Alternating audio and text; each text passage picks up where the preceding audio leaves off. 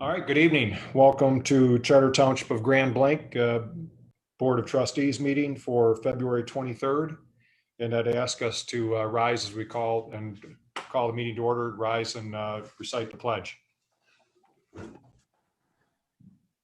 I pledge allegiance to the flag of the United States of America and to the republic for which it stands, one nation, under God, indivisible, with liberty and justice for all.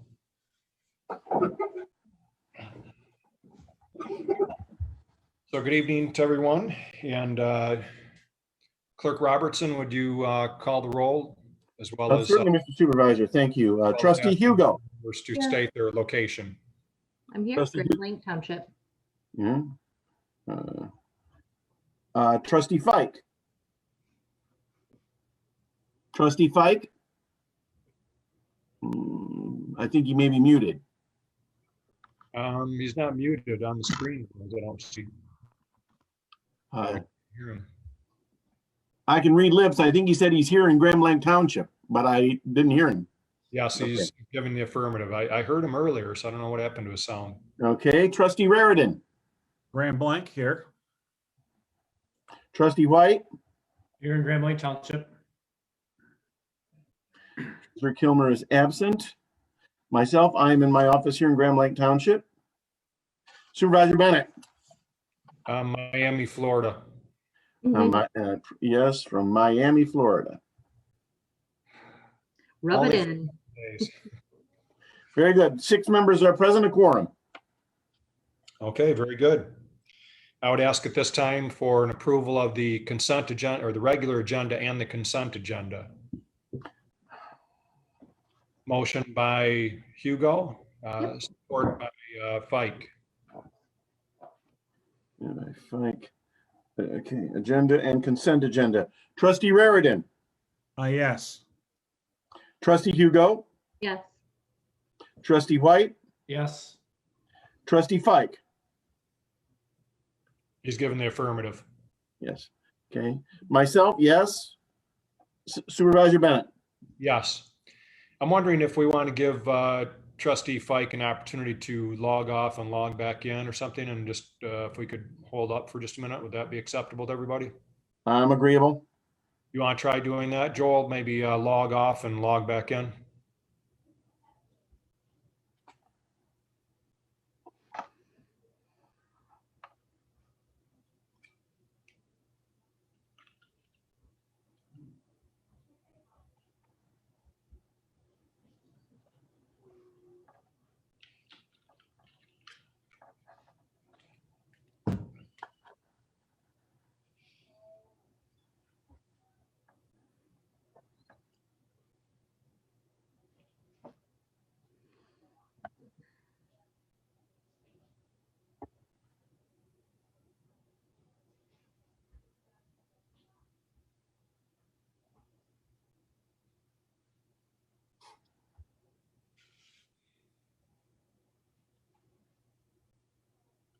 Hopefully Joel can get back in. Sure hope so.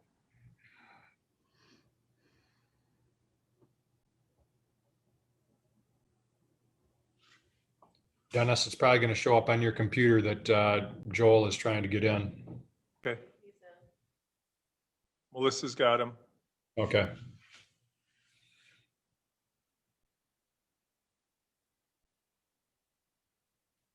All right, can we hear you now, Joel? Joel, can you hear us? You're muted right now. Unmute himself. How about now? Try it again, Joel. No, we can't hear you. What's going on? Is his volume not turned up on his computer? That's what I'm wondering. If you go over to the mute, if you move your cursor to the bottom of the screen, you see the mute. If you click on the arrow up, you'll see microphone, and up at the top it says select a microphone, and you may need to click on one of the mic. I don't know if you have 2 options there, but if you do, try on both options and see which one might work.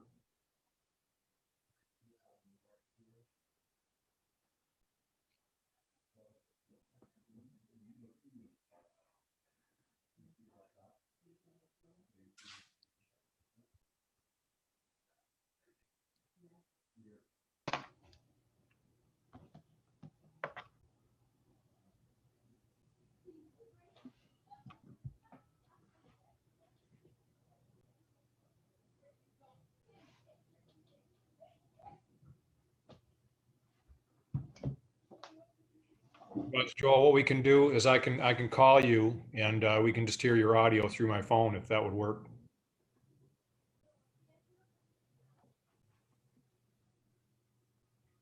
Okay, I'm gonna call Joel and I'll put him on speaker. We can keep you on the camera so we can see you, but we'll hear you through the phone. Just a moment, Joel.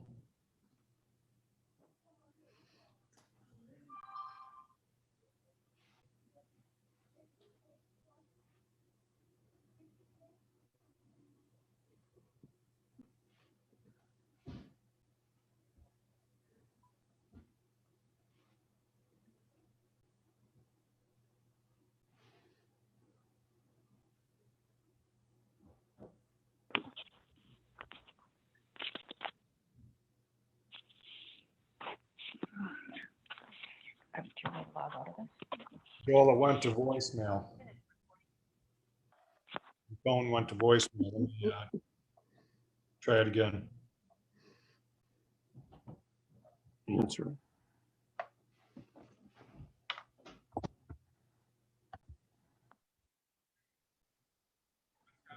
Okay. All right, can everybody hear Joel okay? Oh, you know what? That may not work. Unfortunately, the only problem is I'm going to get lots of feedback doing that. Here, hold on just a moment. Okay, Joel, can you hear us? Can you hear me now? Yes. Is there still feedback? Well, you're on the screen twice, Joel. There's two of me. Dennis, you can get rid of the one. Dennis can get rid of one. What's going on? I think the one where he's muted, you want to get rid of. Just move your cursor to the top right corner of his screen. Okay. There you go. Is that better? Yes. Good. Can you hear me now? All right. Sorry about all that. I have my son here. You're the skilled professional in this video stuff, Joel. We're learning from you. Not really. Joel's the talent, though. I mean, Hey, there you go. Okay. We approved the agenda and we had Dave, you were able to finish the vote on that? You're muted, David, right now, Clerk Robertson. You're still muted, but I think we had a vote. Yes, I did complete vote. I saw Joel's thumbs up on the attendance and on the agenda approval. So if you can affirm verbally again your vote, Joe. Yes, Okay. he's all right. So there you go. We are good to go on item 4, the public hearing on Misty Meadows Special Assessment District. Mr. Supervisor. Thank you, Clerk Robertson. Mr. Laddie, would you like to refresh our memories on Misty Meadows and where we're at with the public hearing for the special? sure.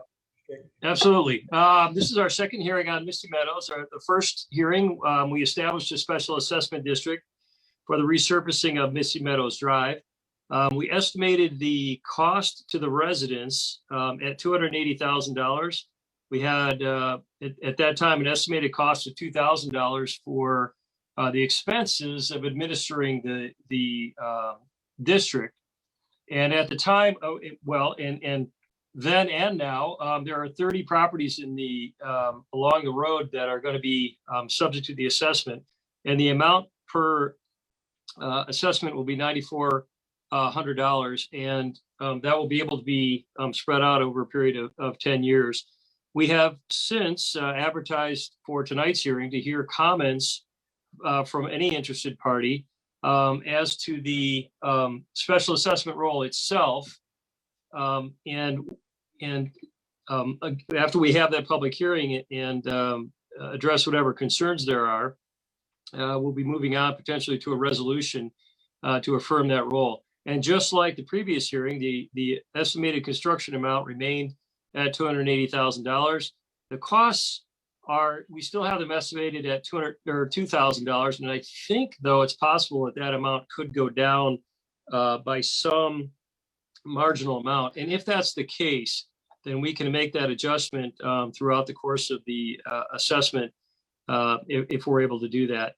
One thing that we're going to have to do tonight, though, and that we haven't done in a while, is because the township is acting as the financing source for the project, we're going to need to assign a fair market interest rate on the $280,000 that we're effectively going to loan the district.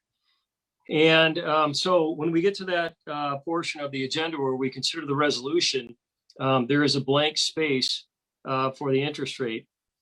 My recollection is that throughout the past year or so, everyone's been lucky with low interest rates, which are starting to creep up, but haven't yet. And so what I thought we were seeing over the past year or so was rates maybe slightly below 3% or somewhere around 3%. Those rates are discounted rates because when a municipality borrows money, there is a certification that interest to the bank is tax free. So therefore, you'll sometimes see those rates at below retail. I think the prime rate these days is hovering around 3 or 3.25%. And one thing I want to say about the difference in rates, even though we might get a wholesale rate, when we bond for a project, we also have costs that are significant for the certification of bond counsel, and that can range somewhere between $5,000 and $8,000 to the project. So the good news is this project its estimated stayed the same. The costs have been very low because we haven't used bond counsel. And again, subject to the comments tonight, if you're so inclined, we'll adopt that resolution confirming the role, and that will again assess everyone in the district $9,400 that can be divided out over 10 years, or it can be paid in full if residents prefer. And then we just need to assign an interest rate. Very good. Does anybody have any questions of Attorney Laddie on the special assessment district before we go to public comment? Okay. Seeing no questions or concerns, we'll open public hearing for any residents that would like to speak regarding the special assessment district. And I would ask that if you do wish to speak, what you'll do is you'll actually move your cursor to the bottom of the screen. And if you click on the participants tab, the list of participants for this meeting will show up on the right side of the page. You go to the bottom of that list of participants. And if you go to the, I think it's the icon, or it's actually the 3 dots over below the list of participants, and you'll see the option to raise your hand, and you'll click on that. So if somebody wishes to speak to the issue solely of the public hearing for Misty Meadows Special Assessment District, we'll ask you to raise your hand with regard to that subject, and then we will hear your comments with regard to the Special Assessment District. I don't see any hands raised at this time. Just looking through the list one more time.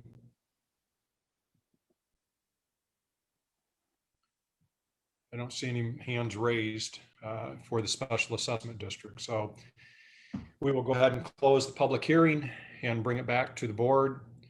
And David, at this time, how do we proceed? Well, so I think we have the consideration of the resolution farther down in the body of the meeting. And Okay. so while you're on to other matters, though, keep in mind that we do have to assign an interest rate when we get to that issue. Okay. All right. Thank you, Attorney Laddie. Okay, at this time, we will open the floor for public comments from our residents. We ask that you keep them to 3 minutes, and please state your name and address for the record. And again, if you want to make public comment, we ask that all you do is move your cursor to the bottom of the screen, click on the participants tab, and then if you go to the bottom of the list of participants, you will see the icon or the 3 dots that you click on to raise your hand, and that will indicate to us that you wish to speak. Okay, I see Aaron Janetsky. Yeah, let's see here. Okay, is this Aaron, it's on the Yes, phone? it is. Can you hear me okay? We can hear you fine, thanks. Okay. So good evening. My name is Erin Janetsky. I live at 9035 Creekview Court in Grand Blanc. I've lived in Grand Blanc for 16 years. My husband Bill and I purchased our home in February 2010. We live on Creekview Court, which is a quiet cul-de-sac neighborhood just off of Cook Road near the new Dort Highway extension and roundabouts. I'm speaking to you this evening in regards to proposed changes in the master plan that will negatively impact our neighborhood. I'm concerned about the piece of land that is near the new extension coming off the highway. It is slated to be community commercial if this master plan is approved. We purchased our home because of the safety and quietness of the neighborhood and surrounding area. If this plot of land is allowed to be built on, it would impose on our peaceful neighborhood. From page 7 of the master plan document, it states that the master plan should guide development that promotes the health, safety, and general welfare of its residents. It also states that the master plan seeks to understand how residents rate their quality of life. We and our neighbors do not want to smell grease from a fast food restaurant or gas from a gas station. We do not want the noise, traffic, or lights from medical offices or other developments. We want our quiet neighborhood left alone and free from the invasive pollution of commercial development sprawl. This would not add to our quality of life. In fact, it would certainly be a detriment to our quality of life and to the contentment of our neighborhood. The quiet residential area is what appealed to us most about our property when we purchased it. Shortly after we moved in, we heard rumblings about the Dort Highway extension proposal. We adamantly opposed this extension, as did so many other residents, yet it has happened. And once it is finished, it will be approximately 600 feet from the back of our property line. By allowing development to sprawl into residential neighborhoods, you are betraying your residents who believe they were purchasing property in a truly residential neighborhood. The lights, noise, extra traffic, and the busyness of development property is so close to residents. It is something that none of us bargained for or expected when we purchased our properties. Since purchasing our home in 2010, we have made several improvements inside and out to raise the value of our home. A commercial development with all the negativities it brings to a residential neighborhood would certainly lower our property value. We have always supported every millage in Grand Blanc for police, fire department, library, schools, and mass transportation, etc. Grand Blanc is an important place to us. It is where we have spent most of our adult lives and where we are raising our 4 young children. We want Grand Blanc to continue to be a great place to work, learn, and live in our untouched residential neighborhoods. Please do not take this away from us. Thank you for the time. I appreciate it. Okay, Janetsky, thank you very much. We Thank will you. make note of your comments. Thank you. Okay, Monica Shapiro.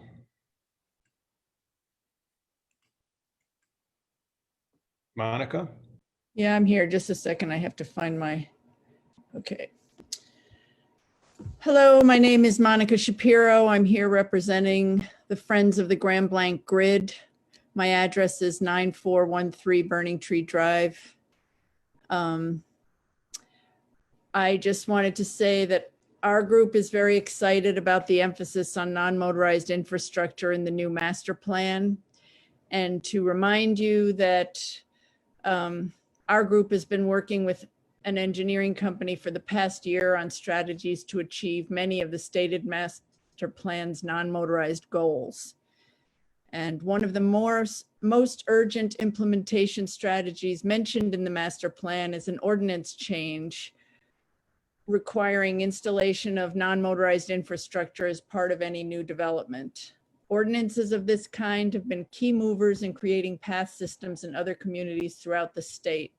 Many have had them in place since the 1990s and are now seeing the completion of comprehensive systems.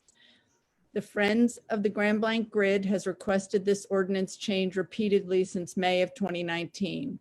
We would like to make sure this ordinance is created with our input and adopted before further development on these key roads is allowed to take place. The key roads being the major roads listed on page 85 of the master plan.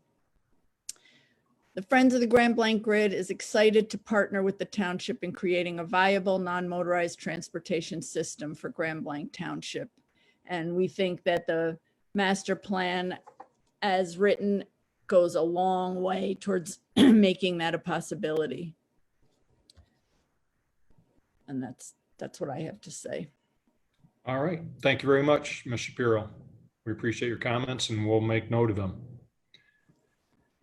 Okay, moving to Bonnie G. I believe, let's see here. Go ahead. That's Mark Guth. It's my wife's iPad, so. Yeah, no problem. Yeah. Hello. Mr. Guth. Anyway, and I was looking at the agenda, the issue regarding the. Mark, if you, Mr. Guth, if you can give your address. Oh, I'm sorry. Mark Your Guth. name, please. Pardon? Give me your full name, sir, and your address, please, for the record. Yeah, that's what I was doing. Mark Guth, 9349 Burning Tree. So I've lived in the township since like 1980. But I was looking at the agenda and I noticed the issue about marijuana. It kind of caught my attention. And due to the vagaries of the Michigan marijuana laws, I saw the term caregiver and there were some associated fees. And it's hard to define clearly the interactions of caregivers, dispensaries, growers, and how they interact legally and business-wise. So I've got some concerns and questions I'll present to you, and I know later on you're going to have a discussion on this, so I'll let you address them later. But my questions are we talking about a commercial venture or private use with the term caregiver? Is it a transactional business or a growing facility? Is it in a commercial or residential zone? Is this a request for a specific neighborhood? And does anyone on the board or a relative have a personal interest in this endeavor? And then my concerns are if it's in a residential neighborhood, there's going to be employees involved and it could involve increased traffic. And most of these businesses need a licensed horticulturist, but most of the employees that are used to process product, if it indeed is a growing facility or a packaging facility, are not trained professionals. So we're going to have a lot of people coming into the area. And so I assume there's going to be more public discussion before any movement forward on this, or before presenting the proposal or creating an ordinance or licensing agreement. So those are my concerns and questions, and I thank you for your time. And I will send a copy of this. I'll email it to the supervisor. Okay, very good questions, Mr. Guth. Appreciate your input, and we'll make note of them. And maybe some of them we'll answer tonight. I'm not sure we'll get to all of them, but we'll have Attorney Laddie answer as many as we can. Thank you. Okay, thanks. I see Carrie St. Clair with her hand raised. Carrie? Yes. Well, good evening. Good evening. My name is Carrie St. Clair. I live at 9043 Creekview Court in Grand Blanc. And I'm speaking in regards to the Dort Highway extension and the thought of in the field across the street, more or less from my house that Aaron Janensky was talking about. I live right next door. And our home, I bought my home over 25 years ago, and I bought it as being quiet neighborhood that we have.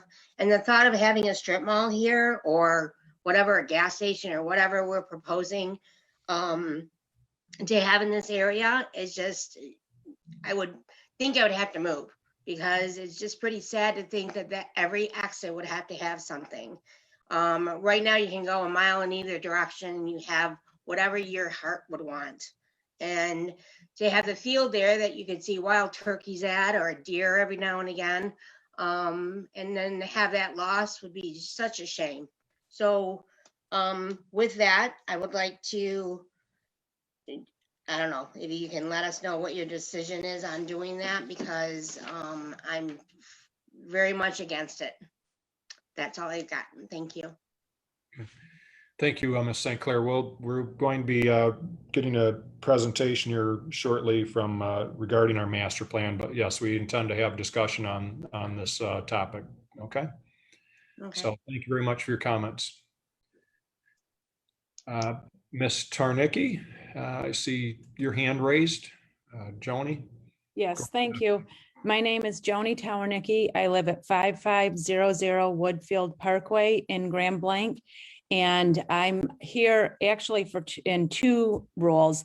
One is to join with Monica Shapiro and for representing Friends of the Grand Blanc Grid, and just thank the township for the work that you're doing and the focus that you're putting on non-motorized paths for our community. And just reiterate that our desire to be a partner with you to bring this to fruition. In looking at the agenda for tonight, I also see that there is a resolution later in the meeting in the agenda to recognize Pink Party.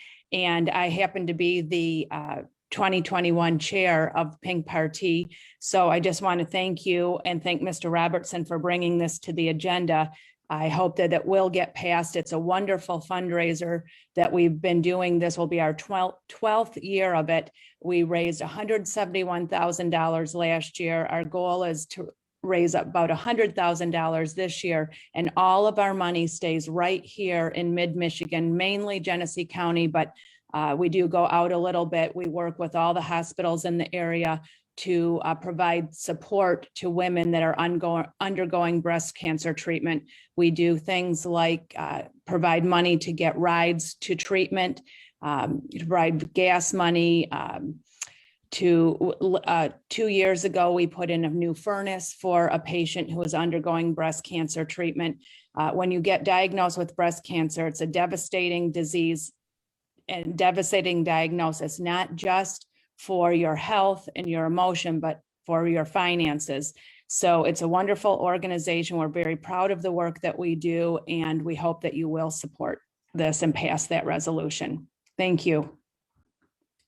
Thank you, Ms. Tarnicki. Thanks for the great work that your group does as well. Both groups. Okay, I see a guest, De Bruin, is listed. Go ahead. I don't know if it's Mr. or Mrs. De Bruin, but. It's Karen. And Okay, thank Karen. you. My name is Karen DeBrine, and I live at 9042 Creekview Court. And Aaron Janetsky and Carrie St. Clair expressed our feelings, mine and my husband's, very, very succinctly.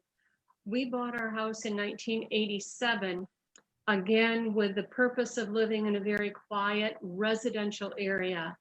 The field behind our house, we were told that it had failed the perk, so there was no way that there could be further residential development there.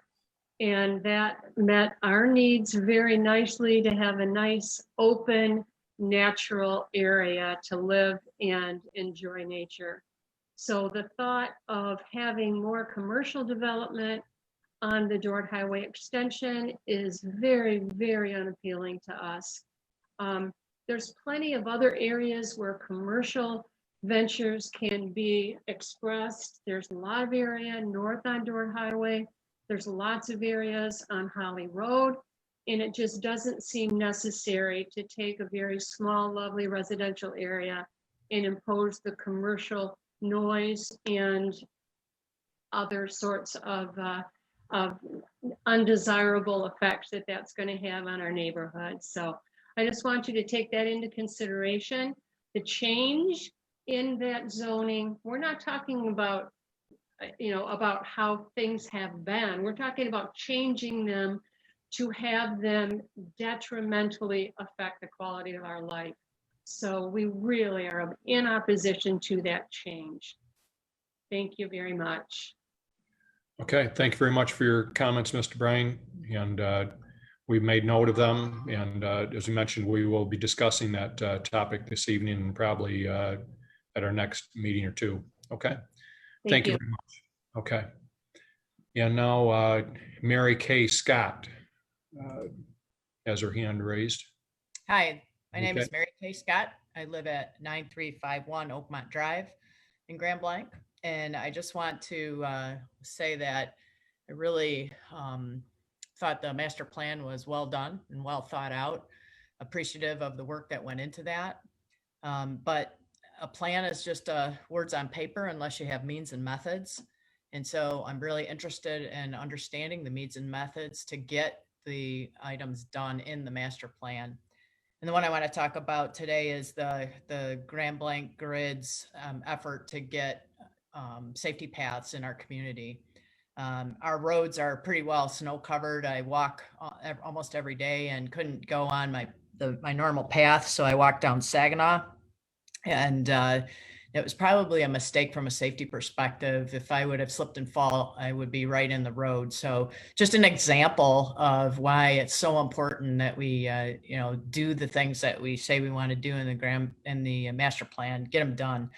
So means and methods, means dollars, how do we get the dollars to do it? Obviously, everybody is looking for money to get things done. So, the methods are things like an ordinance that will require the developers and businesses to put the money forth so that we can either build it in their development or in front of their business, or use that money in an area where it makes more sense. And one example currently is the Kroger gas station. Looking at the plan and talking to the engineering or the construction firm, there's no plan to put a sidewalk in front of that area. Now, currently there would be no connector, but if you don't start somewhere, you're never going to get the path completed. And I think each business that's doing an upgrade or some type of building should be required to put the money forward. Another method besides an ordinance might be a department or responsible parties to get these things done, to keep track of the money, to make sure it's spent in the proper places, to make sure that we're doing them in such a way that it makes sense. We have our Friends of the Grand Blanc grid together, but obviously a township or an agency or an organization that can bring in more people would be really a good thing to get that. And then once you get, you execute the path, you need the maintenance. So that's another area where you're going to need, means and method. How do we maintain the paths? How do we keep them in the quality that we need them to be for people to enjoy them? So very, very interested in how we go forward with all of the master plan. But tonight just wanted to bring up those couple of points on the safety paths or the non-motorized paths. Thank you very much. Okay. Thank you very much, Ms. Scott. We appreciate your comments, and we'll make note of those. And we'll make note of those as we're going through the master plan as well. I saw Christine. Okay. Christine has her hand raised. Hi, yes, my name is Christine Stapleton. I live at 9025 Creekview Court. And I just want to address the master plan as well in our neighborhood regarding the Dort Extension Highway. And I had bought my house here about 5 years ago.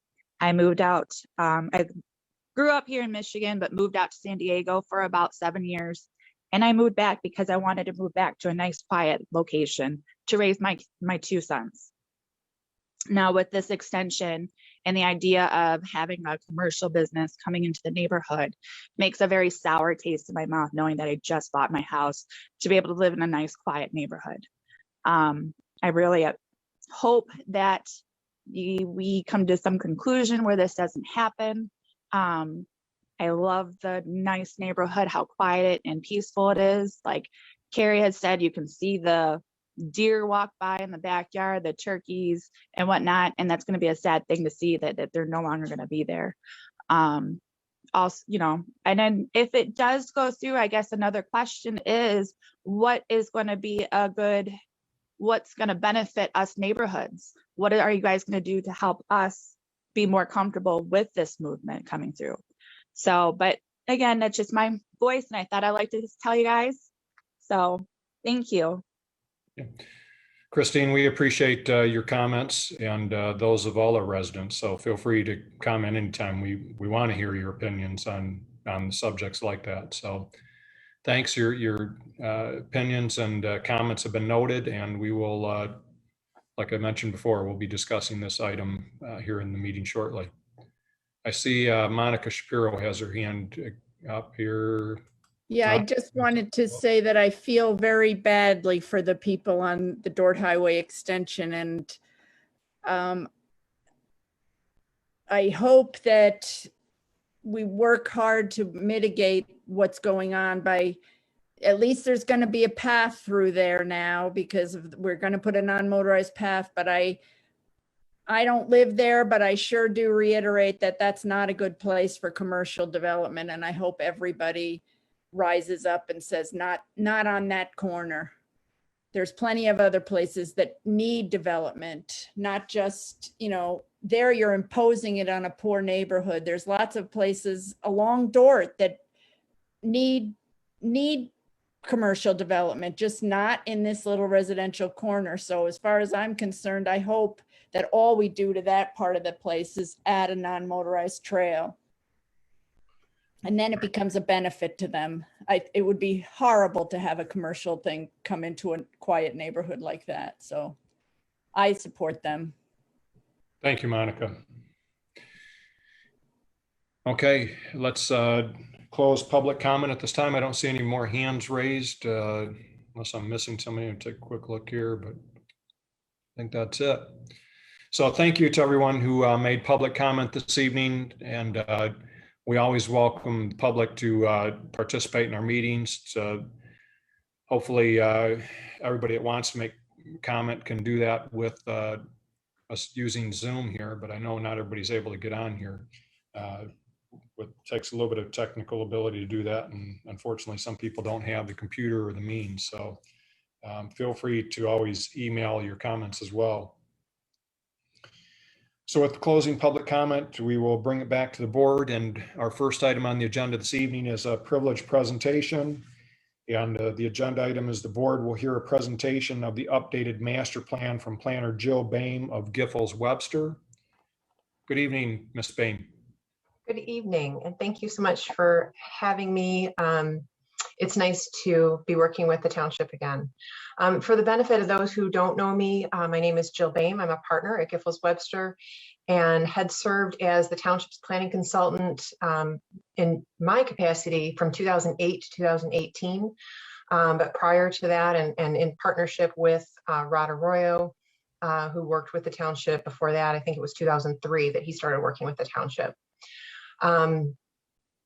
This is interesting for me to be presenting to you a master plan that I did not prepare. But I found the exercise of reviewing it very interesting and worthwhile. And I have a short presentation. If you would like, I can share my screen because I don't know for the township board members, I know that many of you are new to local government and to being township board members, and I don't know how involved you had been in the process as residents before you were elected into office, or how much you know about the planning process in general. So I wanted to give you a little bit of a background about what planning is, what a master plan is, and maybe it's helpful for the community as well to understand the differences between planning and zoning and how we move forward. So with that, find the right, I have several, here we go. Several documents open here. So let me start at the beginning here. All right. So again, just real briefly on what is a master plan and the difference between master plan and zoning. I should say that I do a lot of training and education for my communities and for others with the Michigan Association of Planning. And any chance I get to talk about the difference between planning, a land use plan, and a zoning, I'm going to take it. So you'll have to just bear with me on that. I think that hopefully you'll find it interesting. And then some of the highlights of the master plan. I couldn't get into everything. And there's probably things that may be important to people that I missed, but we can talk about it as we go forward. So really, what is a master plan? So the master plan for the community is a long-range vision for the future. And it serves as a guidepost for how the township can become the place that it strives to be. So it is providing a framework and making big picture decisions. The community uses this to make land use decisions, to make zoning decisions, rezoning decisions, and any other kind of land development related question or policy making. We look to the master plan first. It directs development in different areas of the community, and it promotes and strengthens valued community assets and encourages new partnerships and opportunities. So as some of you may know, master plans are required to be reviewed every 5 years by the Michigan Planning Enabling Act. That doesn't mean that you have to update it every 5 years, But it's always important to review the plan and make sure it's still relevant, considering what the community is, where it's going, and especially in terms of new development or new changes in the local economy or regionally. So it's good to do that check-in. In fact, we did do that check-in with you in 2017 as a prelude to this master planning process. There are certain requirements associated with the master plan process, and that includes having an extended review and comment period.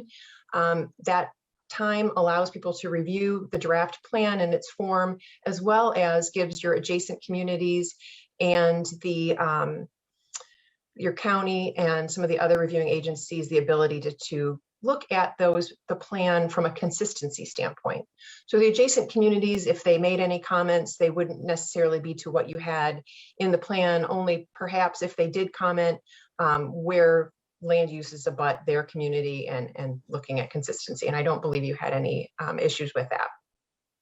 And there's also a public hearing that's required, and that was held by the Planning Commission. So how does the master plan relate to zoning? So again, the master plan is supposed to guide our future land use decision-making. It's the blueprint for the future. It's going to look at all components. It's going to look at land use, transportation, infrastructure, natural resources, housing, economic development, and other key elements in the community. The zoning ordinance and the zoning map actually do the regulation. They regulate land use and development. And zoning is our regulatory mechanism for controlling the regulation of land, and it has the force of law. And that'll come up again in a minute. So again, how does the master plan relate to zoning? In the master plan, and every master plan is required to have a zoning plan. And what this does is it shows the future land use descriptions, which is the vision, and how that aligns with the zoning districts. That's the regulation. So on page 98 of your master plan, you have this zoning plan. And on the two left columns, it has all of the land use titles and designations, and then a description of what those are. And then the two right columns show which zoning districts align with that land use designation. And if there are any changes to either the map itself or to the zoning text and standards themselves that need amending to be in alignment with the future land use plan. So again, the map on the left is our future land use map. It's illustrating the general long-range vision for future development. We look to that map when we're considering any kind of development review that requires maybe a rezoning, special land use review, planned unit developments, any of those kinds of things. The zoning map is the one on the right, and that defines the specific geography where the zoning standards and districts apply. So they are intended to eventually, over time, be in alignment. Again, we go back to the zoning map to see how that happens. That can mean rezoning parcels to be consistent with the future land use map. And it, again, can also be amending the zoning ordinance to modify standards to achieve the master plan goals. Rezonings can be property owner initiated, or they can be township initiated. And sometimes the community will take action to rezone property if they're really looking to make it more attractive for development, maybe try and get one step ahead in the process. Other times, the community may wait and see. There may be times when it's appropriate to rezone it, or times when it's not appropriate to rezone it. And typically the master plan might indicate under which conditions we would find it to be the time to do that rezoning. So it doesn't ever mean that rezonings are imminent. So your master plan update, I'll explain a little bit about the process as far as I understand it. Some of the highlights from the existing conditions analysis, a little bit about public input, land use analysis, and then this was to indicate some of the process behind it and the opportunities for public input at those regular planning commission meetings. So the process was that the planning commission worked with the planner and the consultant to review the prior plans, assess the existing conditions. So they looked at demographics, they looked at land use, natural features, transportation, housing. They gathered input from the community. They analyzed the land uses with that in mind, that public input in mind, and those existing conditions in mind, and with regular meetings with the Planning Commission. And then there was a public hearing and adoption by the Planning Commission. So looking at some of the prior plans, those are nicely identified and summarized in this master plan, going all the way back to 1990 in the Hill Road Corridor Plan, followed by the 1996 Holly Baldwin Saginaw Plan, and the 2007 Tech Village Area Study. And then 2008, looking at the Saginaw Street Corridor, and 2010 and 2013 with master plans, and 2016 with the Tech Village Plan and Amendment. Implementation items from that included the zoning amendments that we did in 2017 and your 2018 development plan and tax increment finance plan. And a lot of those, just to go back for a second, thinking about those prior plans, a lot of that effort and focus and vision in all of those documents, even going back to 1990, looked at improving the aesthetics of those different corridors and improving their ability to serve more than just motorists. So we talked back even then about pathways in certain areas. There was the original Grand Blanc Township Pathways Plan that was back in the late 90s. Those were all aimed at trying to be able to facilitate that kind of non-motorized transportation. Then probably it was not as, I'm going to say important to the community, because it's always been important. But I think it didn't have the resonance that it has today. I think that as clearly as the folks that were here speaking before this, were talking about those efforts and the Grand Blanc grid and all of those, the recognition that we should have opportunities in our community to be able to use alternate forms of transportation than just our personal vehicles. Some of the highlights from the existing conditions in terms of demographics, your population growth is stable.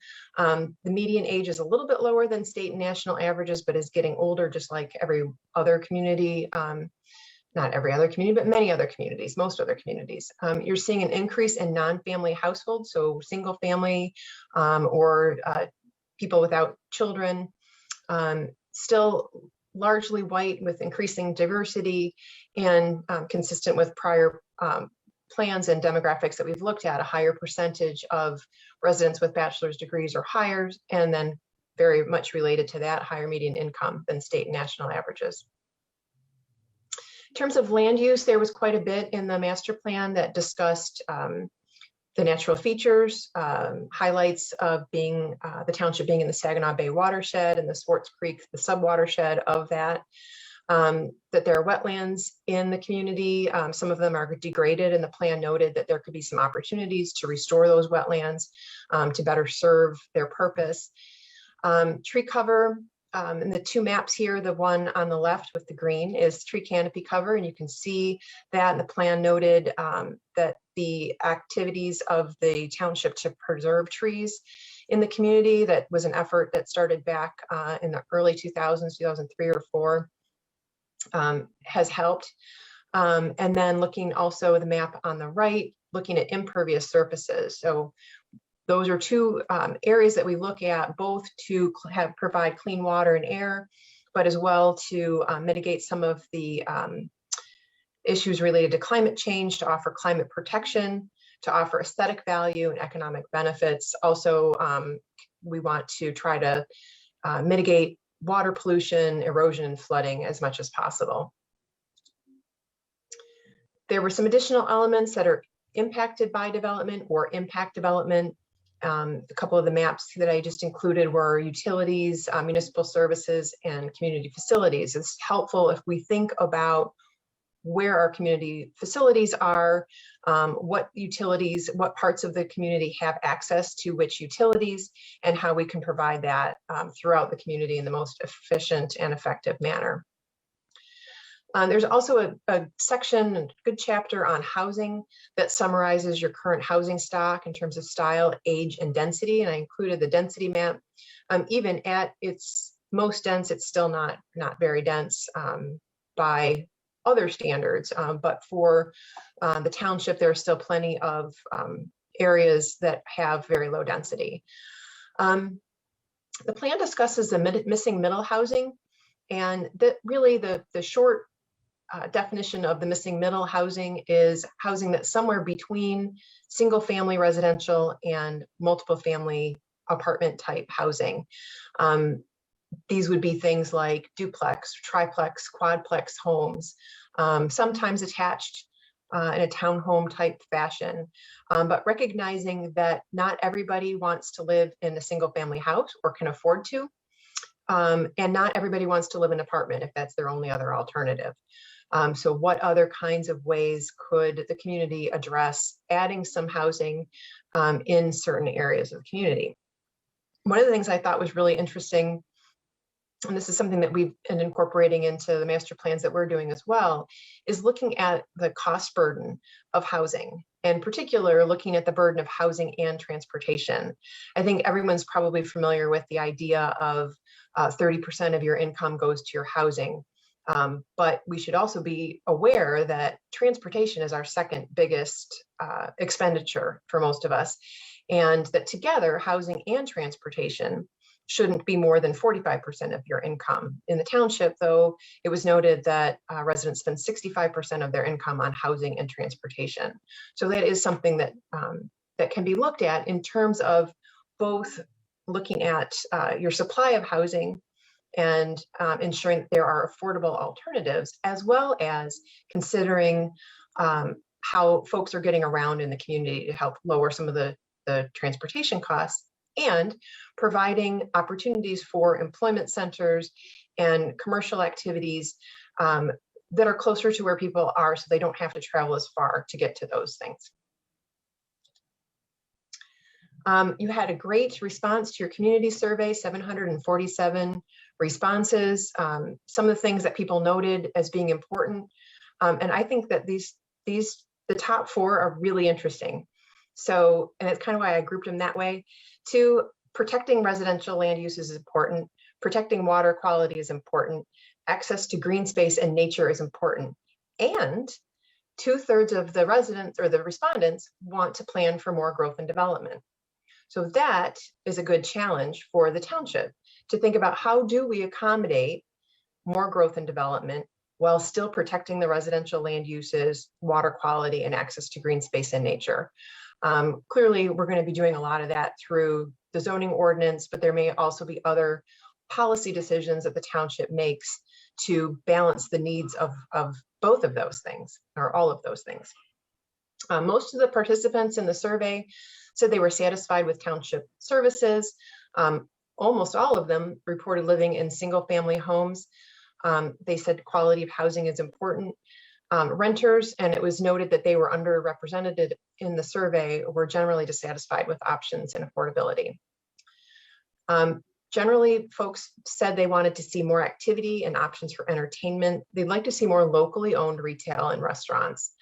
They'd also like to see more social and cultural offerings, and there's an overwhelming desire for trails, pathways, and sidewalks. And it was noted in the plan that that was true even when asked if they would still support it if taxes and fees increased, and they said yes.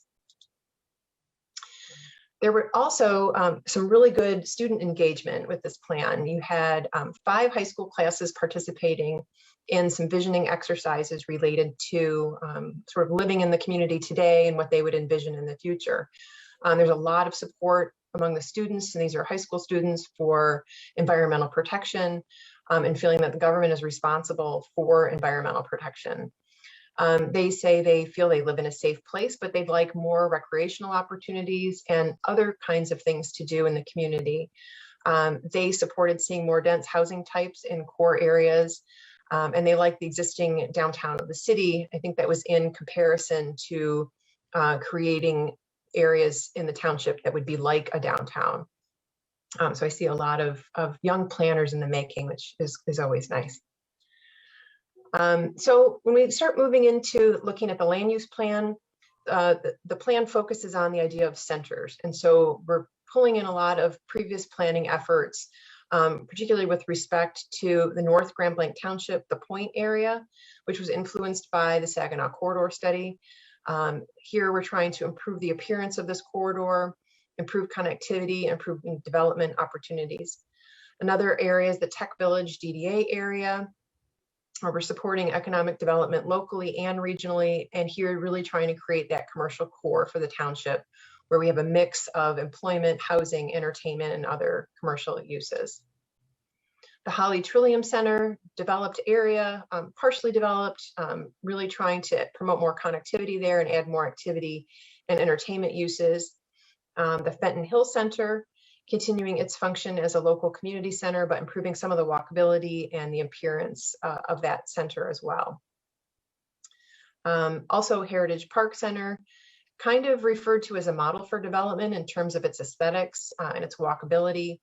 And then also adding in the Industrial Park Center, focusing on technology and healthcare.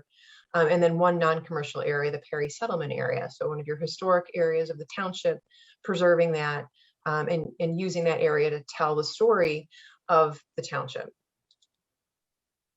So what changed? If we look at the future land use plan, this is something that the Planning Commission spent quite a bit of time, as I understand, discussing. And what happens through this planning process is we take public input, we take changes in local and regional development, economy, demographics, changes to transportation networks. We also look at parcels of land that either are underutilized, underdeveloped, or maybe ripe for redevelopment. And then look at that in comparison with what their land use designation is, and ask the question, if we change this to something different, would it make more sense to be redeveloped if it had a different land use designation? We can also try to anticipate areas of growth and change and accommodate that, because again, this is a long range plan. We're talking 10, 15, 20 years from now. Even though every 5 years we do take a look at it and update it, we may not want to change it necessarily every 5 years.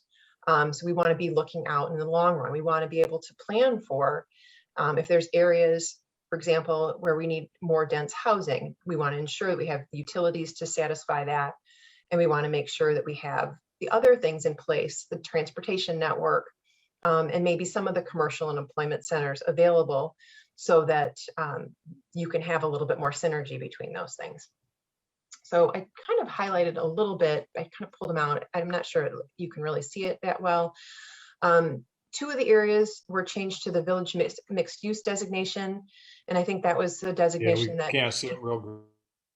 That came up in 2010 with the master plan, really promoting a mix of uses in those areas. So it's a little bit different than the neighborhood or community commercial, and it's adding in a mix of uses, and it's promoting more of a compact development pattern. There were a couple areas that were designated with a moderate density residential from low density residential. And then I think the area that the folks were talking about earlier, the area along the Dort Highway connector and Cook Road, designated to community commercial from low density residential, really reflecting its new prominence with the Dort Highway connector. Then if we move to the other half, the eastern half-ish, areas increased for moderate density residential, adding to meet the community's desire for the additional housing types where that was consistent with adjacent land uses, as well as close to other things like commercial activities. And so you can see some of that there. So really, implementation, and one of the residents mentioned this too, this is really the most important part, I think, of the master plan. The implementation items were broken into policy actions, zoning actions, development review actions, and projects. And the plan has a nice section on this here at the end, where it goes into the priorities that the Planning Commission set. And you have a lot of high priority items. What that means for Township Board is that the Planning Commission will likely be asking for some resources to be able to tackle some of these projects going into the future, as well as seeking additional partnerships, maybe from Township Board itself, or from maybe the DDA or other agencies that could help with implementation of some of these items. So that is essentially my overview, and I'm happy to answer any questions that the township board might have about your document. I think I will stop sharing so that I can see you all again. Thank you, Ms. Bain. One thing that you touched on was the community input. You know, one of the challenges putting one of these together is to get the input of the board and the community, you know, and the planning commission. I know when we were looking at initially doing this, we had not known that we were going to end up with a virus and basically having to do everything online. The other thing is that our board for the last several months basically was in lame duck, and that none of them were continuing. And, you know, we have a lot of, I know that, you know, you had 700 people respond, or Mark, in the planning commission. And I want to, you know, give full credit to the planning commission. This isn't to be a reflection on them. It's just that the time that we're in right now where not everybody is able to log in on Zoom and participate, you know, in public meetings of this nature or of a planning commission. And, you know, just looking on the screen this evening at these future land use maps, I've seen them up close, you know, and printed paper. But for our residents actually to be able to see on the screen of their computer and understand that, hey, this property across the street from me or next door to me is going to be made go from residential to commercial, may not strike a chord because there's not a, you know, they don't see that. And, you know, it's difficult to follow all of that. So I think it has kind of been a perfect storm having two boards, you know, with this plan, one on their way out, the other one on their way in. This board basically weighed in at the start, one of the first meetings we had, and said, hey, wait a minute, slow down this train a little bit. We want to take a look at this thing before we just, you know, let the planning commission stamp it with their approval. We want to take a look at this because we had heard some rumblings in the community that people weren't happy with some of the changes. And it's not only from the residents that spoke this evening, but we've had a number of developers also tell us that they're not happy with the way their property was listed in the future land use map. So I know they had 700 people respond. I think they had 5 high school classes participate in it.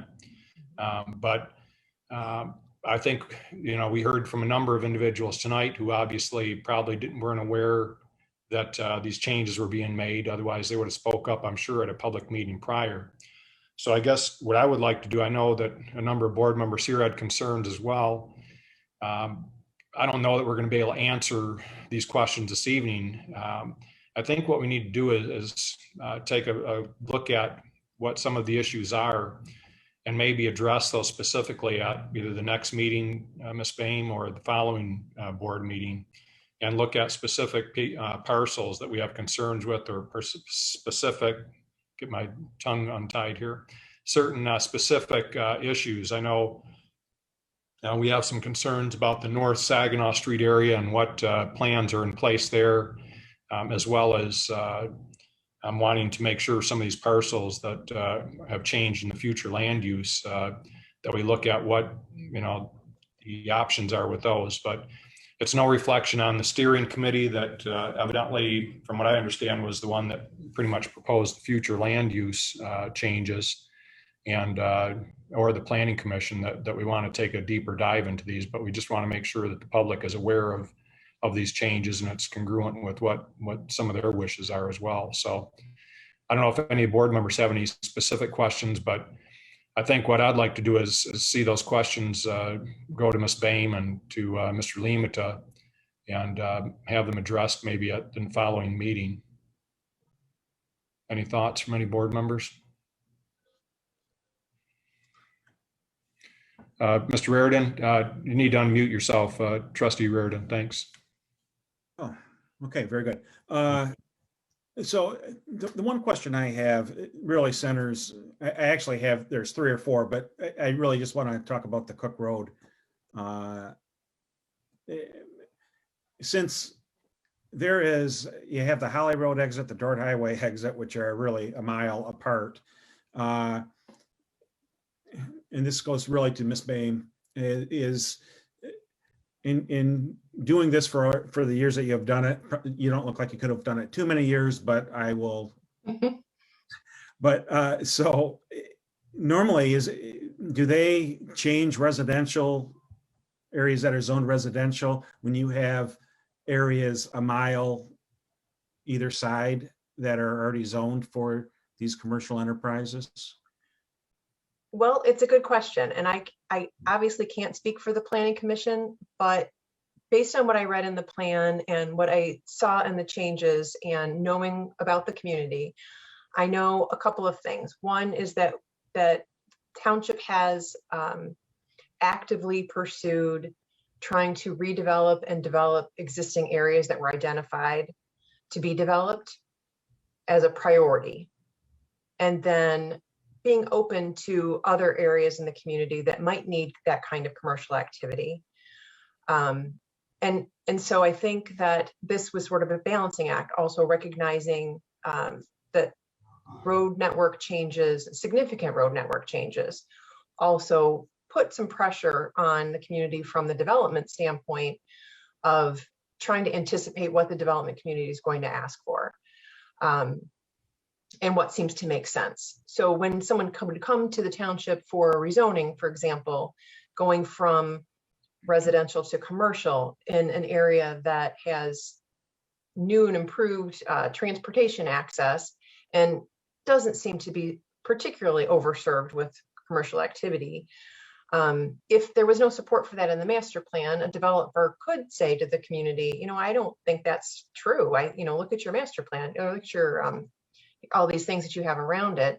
And so trying to anticipate that and accommodate what the community thinks might be development pressure. The flip side of that is that, as I said, the difference between the future land use map and the zoning map doesn't need to happen. That alignment doesn't need to happen immediately. And so there could be some guidance in the master plan about when those things are appropriate. Does that answer your question? Yeah. Okay. So I guess what I'd like to do is, if anybody has concerns, issues, what have you, and having hearing the residents, and I know some of you have heard from others personally, if we want to forward those to, I don't know, Mr. Limita, myself, and we'll get with Miss Bain and address those maybe at our next meeting or the following meeting, depending on how much time it takes to address those.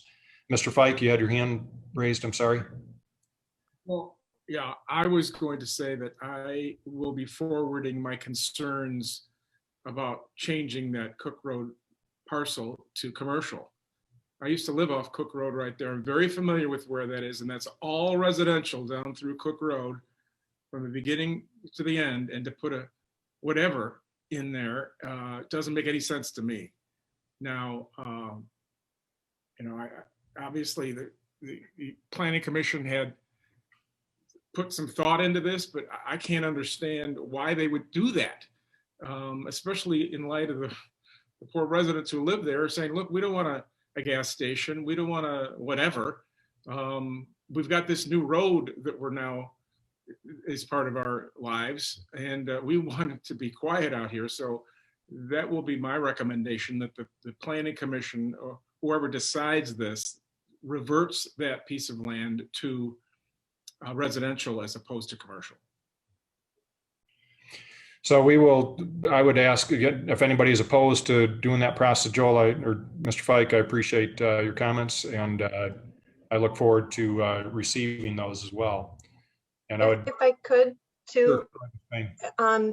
Think about the viability of that area when the Dort Highway extension is complete, and when that roadway is complete and there's more traffic in that area. Is low density residential going to be desirable? So would people still want to live on that corner at that intersection with that kind of traffic around it? And if not necessarily, then what, thinking about it in that way, like what else would be an appropriate designation for that if it wasn't just low density residential. Also, even if parcels are designated, this kind of goes back to what I said earlier about how people really value the open space, and they value, protecting the natural environment and protecting the residential development and wanting to see development. That's the challenge, is creating our zoning language where we're anticipating what effects there might be on the existing residential developments and how we can mitigate that when development does come. So thinking about things like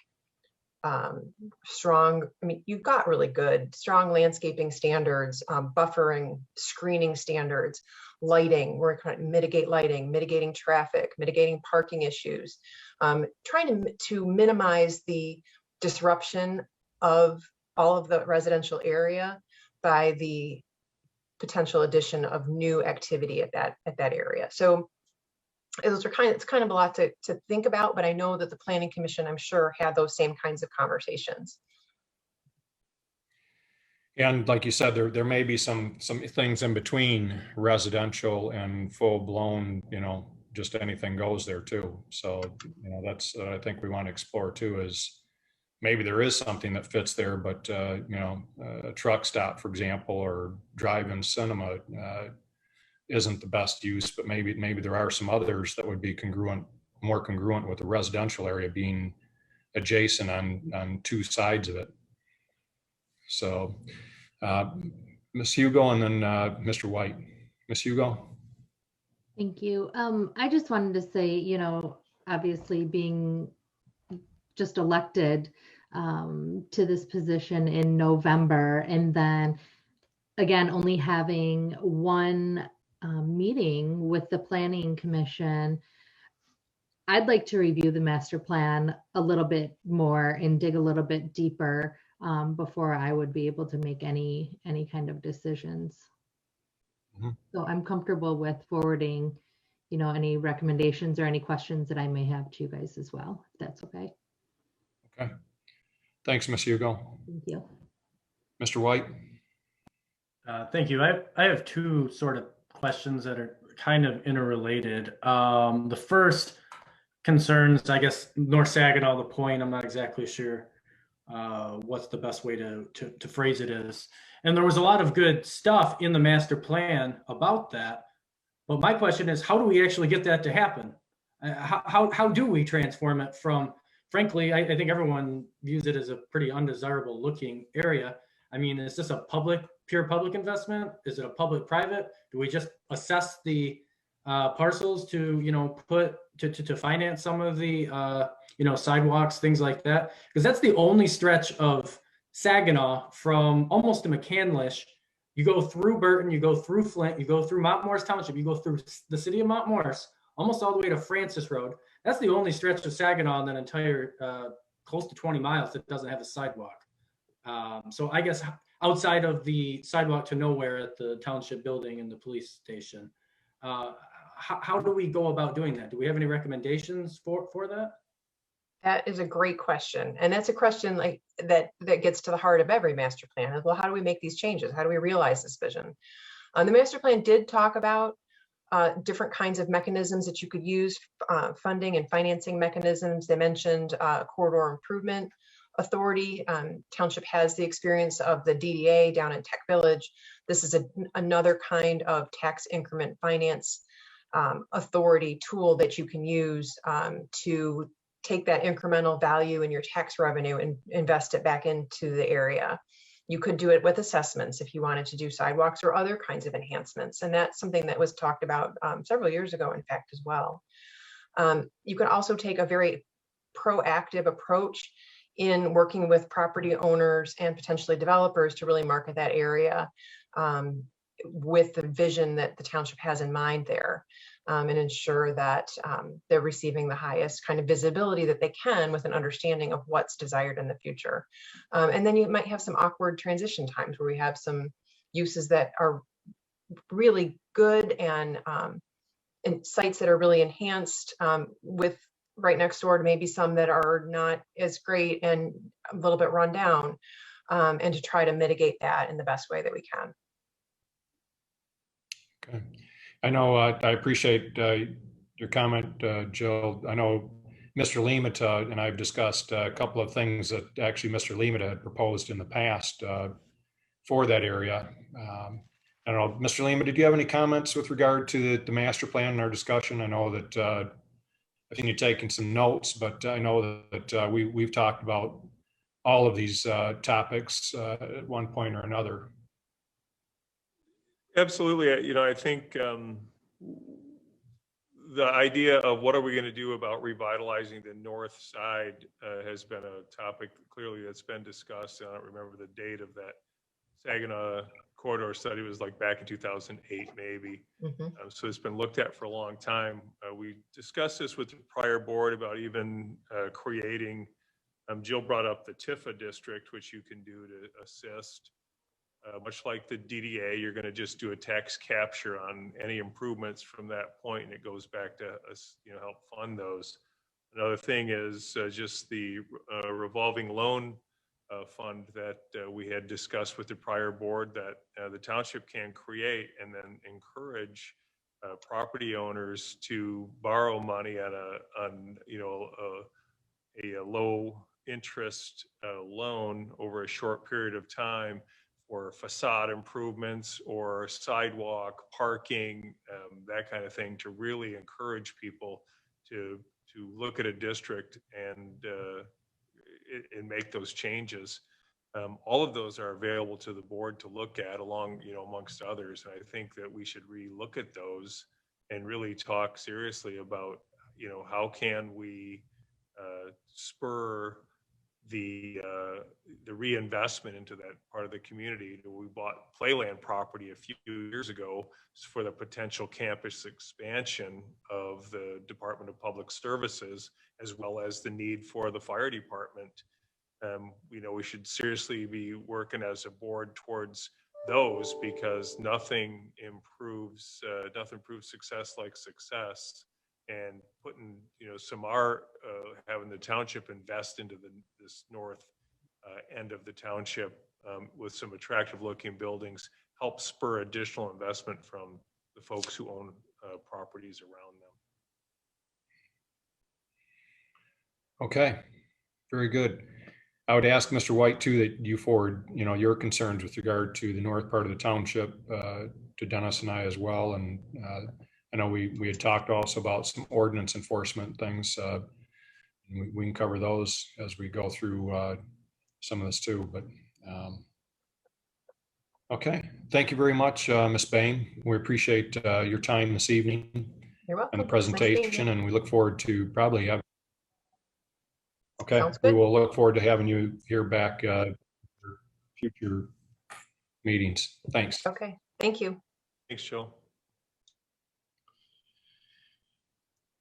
Okay, at this time, we've already approved the consent agenda. We'll move to new business. And first item is the board will consider a resolution adopting the special assessment role for Misty Meadows subdivision. Mr. Laddie, any? Well, here we are at the time to consider approving the role. And as I mentioned before, we have to, before we adopt that resolution, we have to decide what our interest rate should be. And also I do have a blank space in the resolution for the administrative costs. Those have been previously estimated at $2,000. Clerk Robertson, I would suggest that, and if the board accepts this, that we go ahead and put $2,000 in there. And if it turns out that the amount is different than that, then we can adjust the assessment accordingly. And so that's one of our decisions to make. You're referring to paragraph 1 at the bottom of the first page. Exactly. Okay, and you said $2,000? $2,000. Okay. And then we can do a little bookkeeping and find out how much we've spent on publications and mailings and things like that. And then moving down the resolution, paragraph 5 is where we decide what the interest rate will be that the township will collect for loaning out this money over potentially a 10-year period. As I mentioned, my recollection is that the interest rates have been coming in around $3,000 on the wholesale side. I think prime these days is about 3.25%. So subject to Mr. Limita's recommendation and Supervisor Bennett's, I would throw out something like maybe, I don't know, somewhere 3.5%, something like that. But that's just to get the discussion rolling. Thank you, Attorney Laddie. Mr. Limita, any comment? I think David's right. My recommendation would be somewhere in that 3 to 3.5% range. A still incredibly low interest rate. And again, the township is financing this improvement. We're not going out to bond this. We are saving bond costs by doing that. That potentially could be somewhere between $5,000 and $8,000, and keeping the interest rate where it typically would have been if we bonded it, I think makes sense. Mr. Supervisor? Yes. Looking at just a point of clarification so I get it correctly here, to Mr. Laddie, paragraph 5, the second line, well, it reads, interest payable annually on installment due rate shall be paid on the balance of unpaid installments at the rate of, we got 2 spaces there, is it 3.5%? And what is the per annum? Oh, no, I think actually the way that, and that I've written not very accurately, but what we do is just write in, whatever the rate is. If it's 3, it'll be, the word 3 or 3.5%. And then the smaller spaces for the numerical representation. If you just want to put in the numerical representation, that'll be great. Okay, 3.5%. So well, does anybody have any thoughts on that? Let's have a brief discussion on that item first. I did. Were you going to say something, David? No, just that whatever you guys decide, that's what we'll put in there. Okay. Okay. Does anybody have any thoughts on the amount that we should of interest? David is suggesting, and Dennis or Mr. Limita, 3.5%. We're saving on the administrative cost by doing this ourselves instead of going out for a bond. So there is some savings there of probably $6,000 to $8,000 typically. 3.5% acceptable to everybody? Yep. I think that's fair. Looks like we have a consensus on the 3.5%. Okay. Okay. Anything else that we need to cover? Okay, let's go ahead. If somebody want to I'll entertain a motion if somebody would like to make a motion.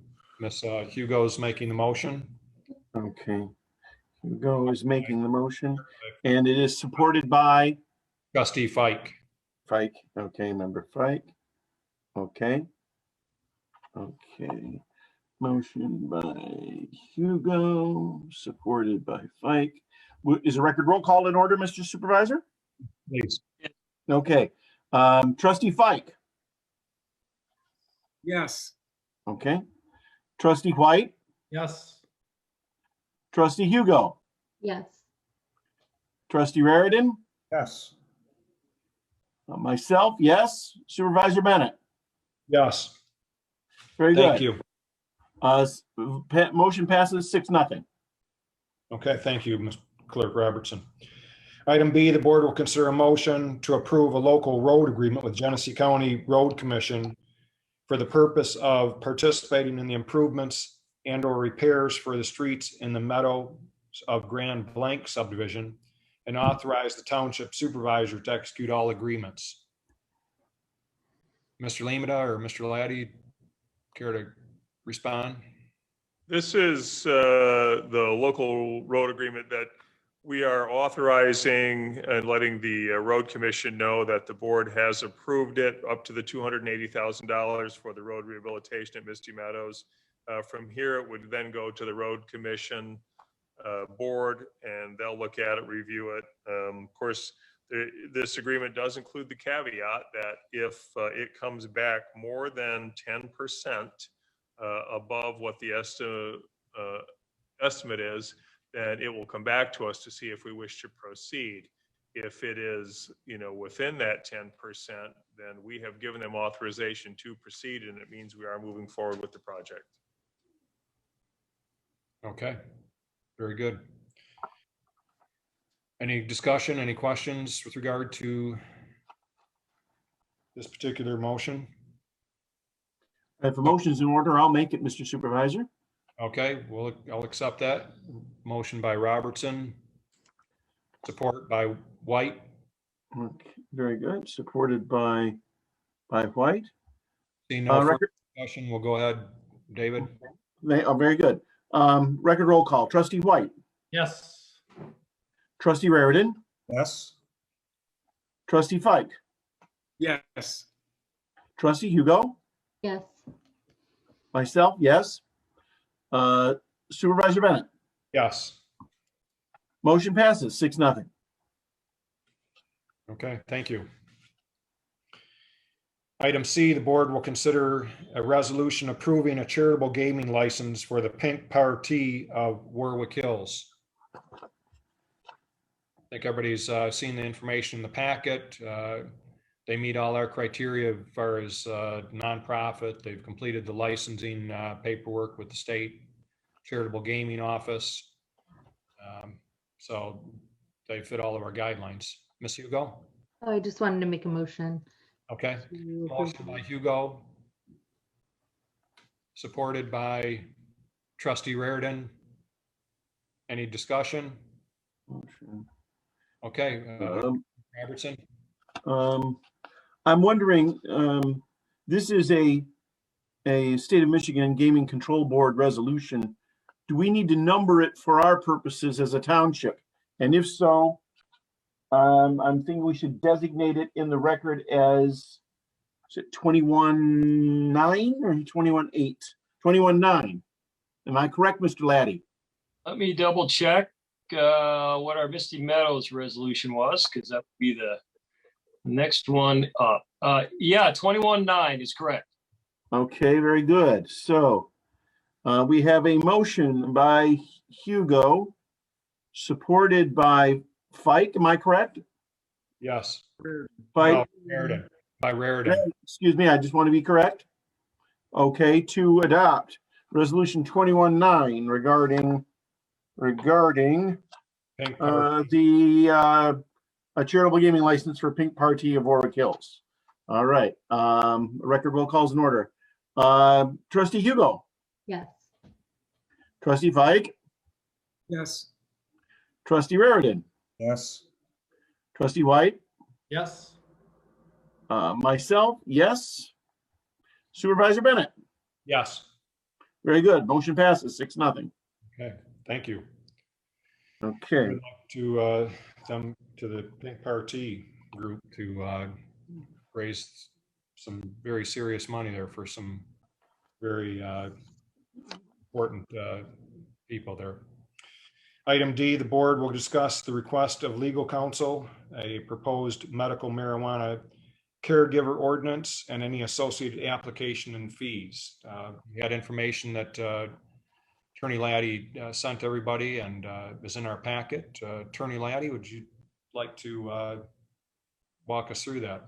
I would, and I'll try to be as brief as I can, but also be as precise as I can. And I think that the comments from Mr. Guth are probably a good place to start, because he had a number of concerns about what kind of facilities are we talking about? Are we talking about commercial facilities? Are we talking about growing facilities? What effect will this ordinance have potentially on neighborhoods, employees, and things of that nature? And I'm glad he brought that up, because one of the things that I want to make clear to everybody who's paying attention to this particular issue is that Grand Blanc Township has opted out of regulating any medical or recreational marijuana facilities in the township. And what that means is that we are choosing to not allow large-scale either medical marijuana growers, cultivators, processors, testing facilities, or dispensaries in the township. And the same is true on the recreational side. We are not allowing any of the commercial cultivation, processing, testing, or dispensaries in the township. What that leaves us is really two possible uses in Grand Blanc Township for marijuana. The first is recreational, which allows anyone over 21 years of age to possess up to 2.5 ounces of marijuana. And along with that, they are allowed for themselves to cultivate up to 12 plants of marijuana.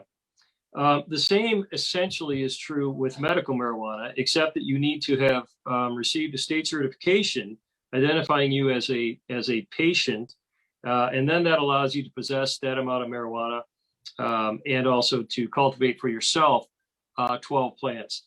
The ordinance that I presented to you tonight has nothing to do with either one of those potential uses. And again, we've ruled out the large-scale commercial producers, and we've ruled out the individual medical marijuana and recreational users. There's nothing we can do about that as far as use goes, nor do we necessarily need to do anything about it, because the purpose of the ordinance that you see tonight is really to make sure that we are promoting compatible land uses throughout the township in whatever zoning district you happen to be in. And it's just interesting tonight that we talked about compatible land uses between residential and commercial.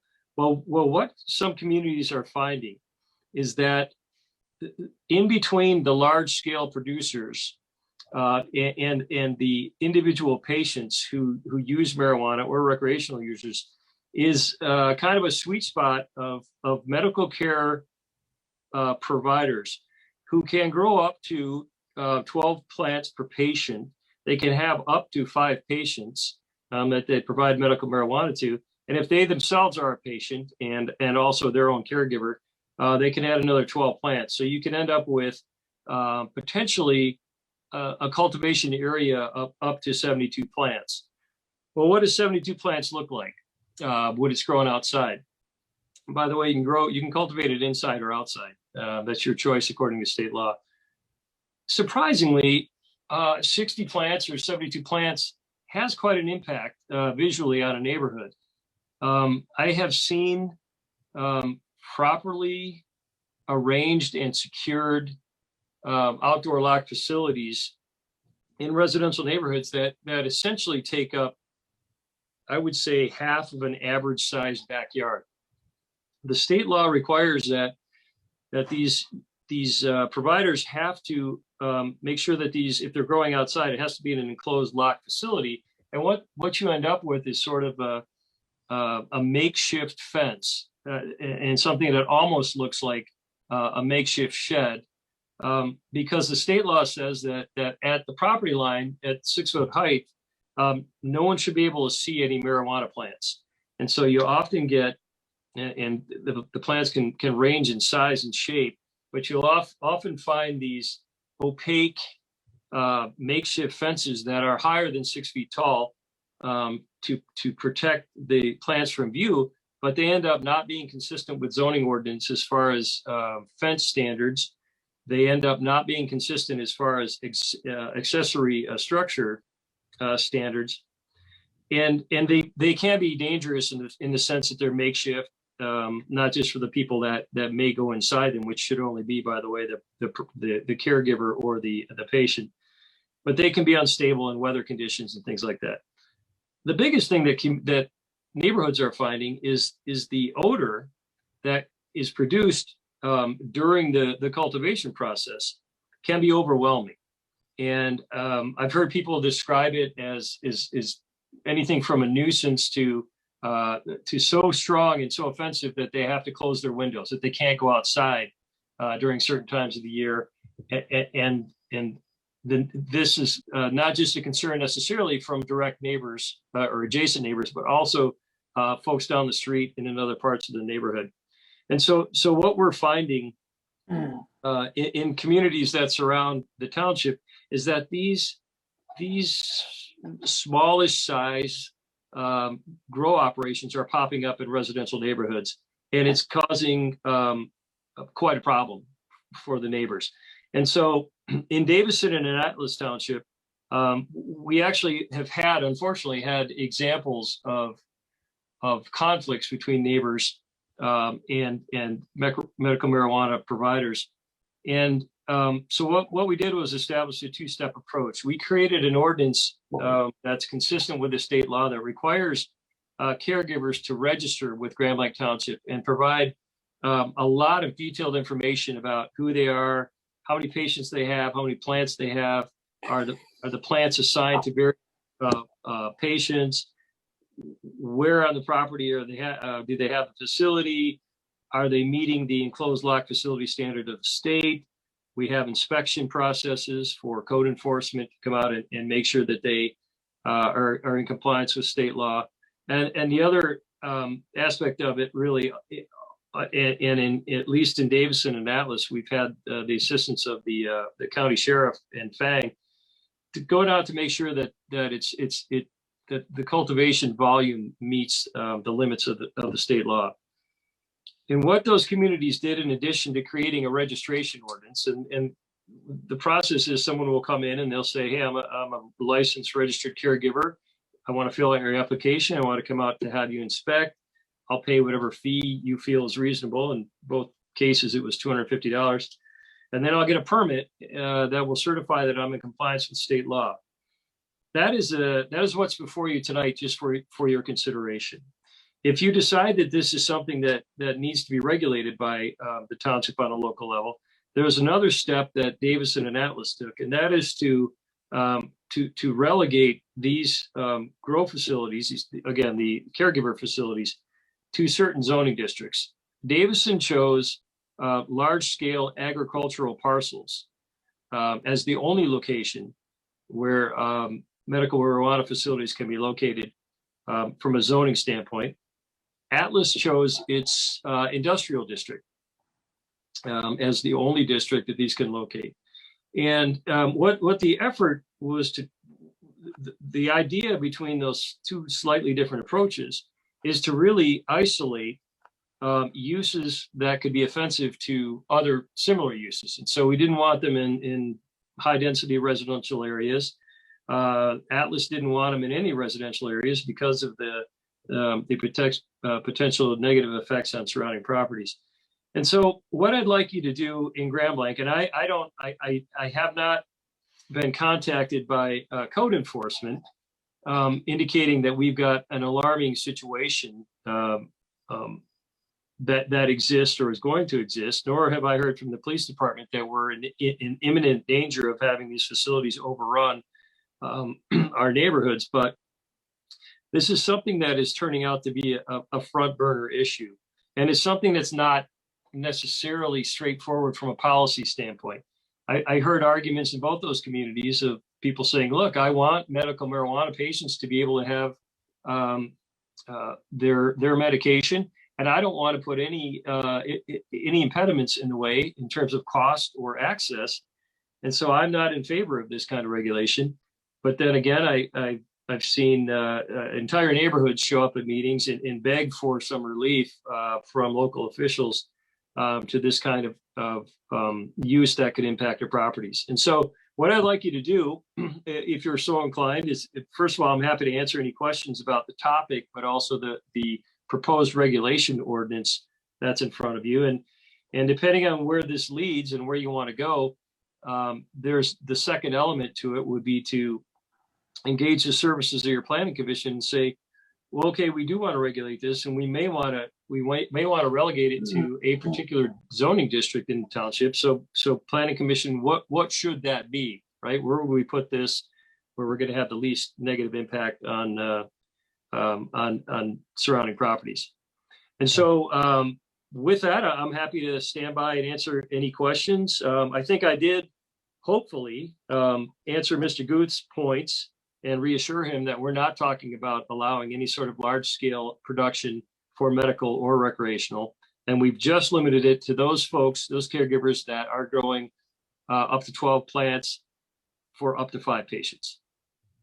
I just want, I know Mr. White has his hand up. I just want to bring to the board's attention, and maybe yours as well, David, that I have received complaints.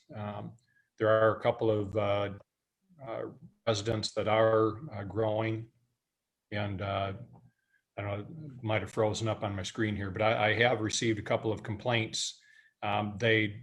They are concerned about being very public with their complaints. I have communicated with the chief over the past year and a half, those issues, but the residents are fearful of any kind of retribution if,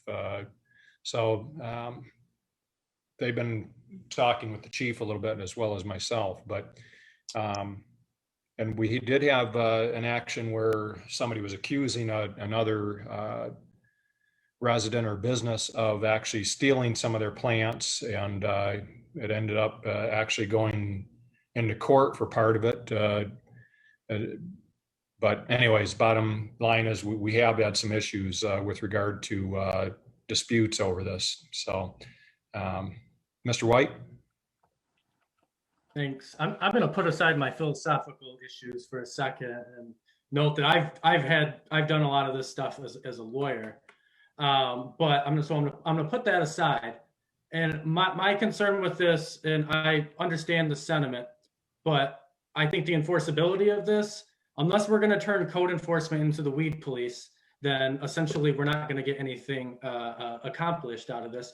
If multiple complaints can't fix somebody who's got trash in their yard, then I have no idea why we're going to throw more work on the code enforcement and think they're going to be up to it, or else they're only going to do that and they're going to continue to neglect the quality of life issues. You know, people who've got cars with 4 flat tires and no license plates, and where myself and other neighbors have made complaints and they've gone nowhere. So until we can get more of the quality of life stuff in check with the code enforcement, I can't support throwing this into code enforcement.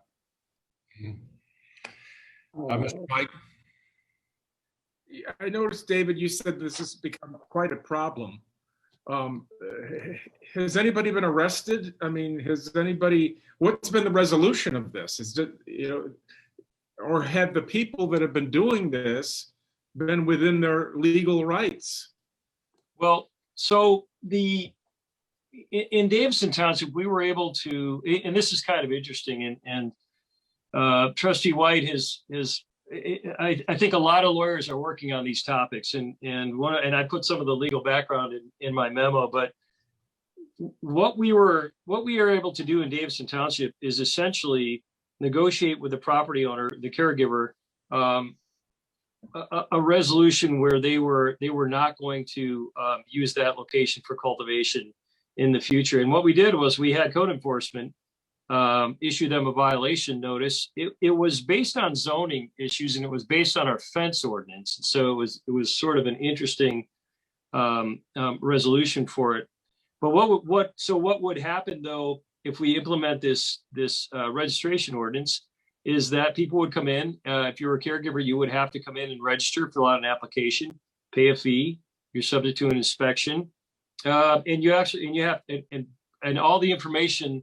If it changes throughout the year in terms of number of patients and the like, you need to come tell us about it so that we know exactly what's going on, where, and how much. And if you don't do that, then you're basically in violation of this ordinance if you adopt it.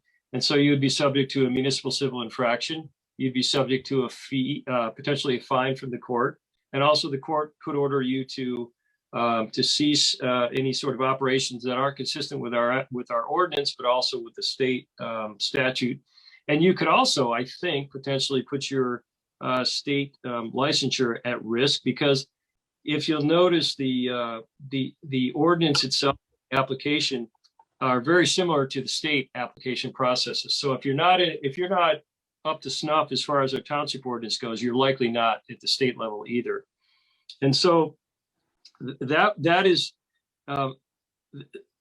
as far as enforcement examples, so far we're 1-0, but that was resolved not necessarily through this ordinance or through a zoning resolution. I know in those other communities there'll be some review and challenges and enforcement issues, and again, to Mr. White's point, communities are having to decide how much effort or resources they want to allocate toward the enforcement side of it.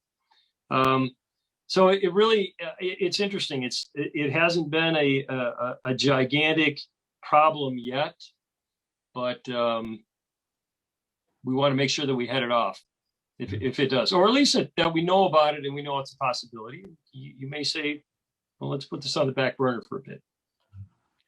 Oh, did I see Clerk Robertson's hand up? Yeah, thank you, Mr. Supervisor. My comment on this is that I do think that Attorney Laddie is correct when he identifies this or describes this as an emerging issue for us. I can see in reading his backgrounder and what he's put together, I understand the rationale behind it. I mean, the argument that we already have enough for code enforcement to do only goes so far, because if we need to dedicate more resources to code enforcement for those people that have the car in their front yard without any tires, then that is in my view, is a separate issue for this board. It can be addressed separately. The larger question does the ordinance have merit? Does the issue have merit with regard to its effect on the surrounding neighborhoods, communities, and so on? The way it's been described, if there are odor problems, if there are problems with fencing and enclosures, if there are these things, we're going to find out about it, and we're going to hear about it from the surrounding neighbors soon enough.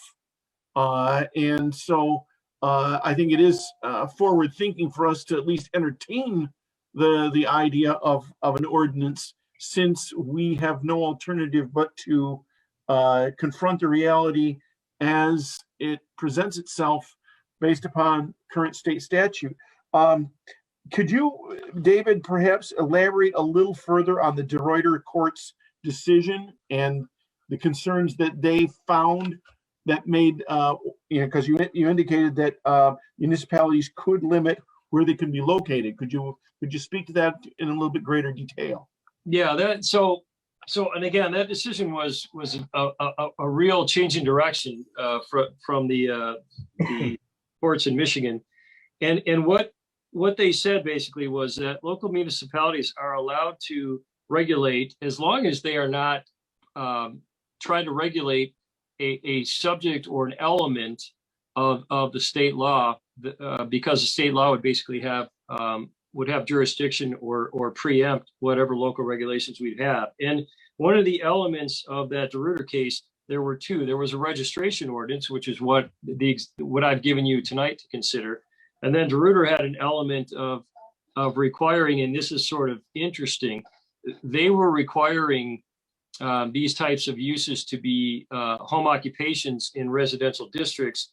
And De Ruyter had her operation. She rented space in a commercial district. And the court said, hey, municipalities, the state statute doesn't say where an enclosed locked facility has to be or how many there are that are allowed. Municipalities are able to say that these uses can be limited to certain zoning districts if they choose to do that. And so again, the De Ruyter was a two-prong. It was firstly, it approved a registration ordinance, and then it approved zoning regulations that limit them to certain locations. Okay. If I could follow up, Mr. Supervisor, with another question. I just wanted to add in, kind of like what we do on farm animals right now, that you can't have them unless you have so many acres of property, right? I mean, so we limit where those are by virtue of how much property a person has. Okay. Just a hypothetical to illustrate the point or to ask the question.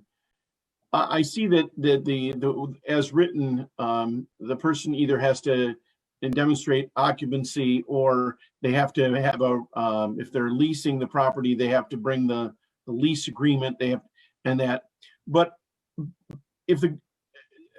I can't remember. I've had a couple of conversations in recent days about this. Growing operations can have an adverse effect on the structure if they're indoors. Okay, and then what happens if a grower down the road abandons the property because of the damage that's done by the growing operation? Now, obviously, we have remedies under law to go after the individual for abandonment or cleaning up or demolishing or whatever if the damage is significant. But that would still be a situation where we would incur costs as a township to enforce that right. So it's not like we don't have a stake in this discussion in any case. And I don't know how many of these growing operations are more indoors than out, but whether it's the fencing issue that you mentioned, or the enclosure issue, or the odor issue, or what have you, it seems to me that there's an issue here. I mean, there's a subject area that needs to be addressed. Can you speak to the costs that we incur if we encounter these in neighborhoods all over Grand Blanc Township, if we do not have an ordinance that specifically limits their placement? Well, one of the things we hope to do with the ordinance and the registration process of it, and there's a provision in there that says that in our inspection, you need to make sure if you're growing inside that you meet whatever the Michigan Building Code requires, as far as ventilation, access. We would be checking electrical, mechanical, and plumbing requirements to make sure that you're not doing something that's ultimately going to destroy the property or cause some damage to the structure. So there's a preventative element to the registration ordinance. The other thing that we could do, I mean, we're going to have annual inspections potentially as well, and so we will be able to hopefully catch any developing problems with structures or mold issues or any sort of environmental issues. But you're exactly right. When there's a house that becomes uninhabitable, it becomes, we have the ability through the court to ask for demolition of that property. Usually when it's at that point, either there's a mortgage foreclosure going on and or a tax foreclosure. And one of the things that we end up with is we may get the ability from the court to go ahead and demolish a structure, but it's generally in the neighborhood of somewhere between $10,000 and $15,000 for a normal size house without environmental concerns. And then we end up holding the bag for that amount of money. And if it goes through a tax forfeiture, then whatever amount of money we spent on that property is essentially wiped off the books. And so we lose that. And so what we're trying to do with this registration ordinance is try to get ahead of any situations where we have a potential process going on that could lead to an abandoned property or an uninhabitable property as well. I am part of a group of the largest 20 townships in the state through the Michigan Township Association, and it has been a topic of discussion, exactly what you're referring to, Mr. Laddie, Mr. Robertson, and that properties are being abandoned. I don't know of any here, Grand Blanc Township, but we did have an explosion in a trailer a couple of years ago with regard to marijuana processing. But anyways, the bottom line is that is a real issue. I know in several of the counties and townships in Oakland County, let's say, for example, that I know of, and I could even refer you to particular supervisors that have mentioned that it's been an issue for. But David, would it be appropriate?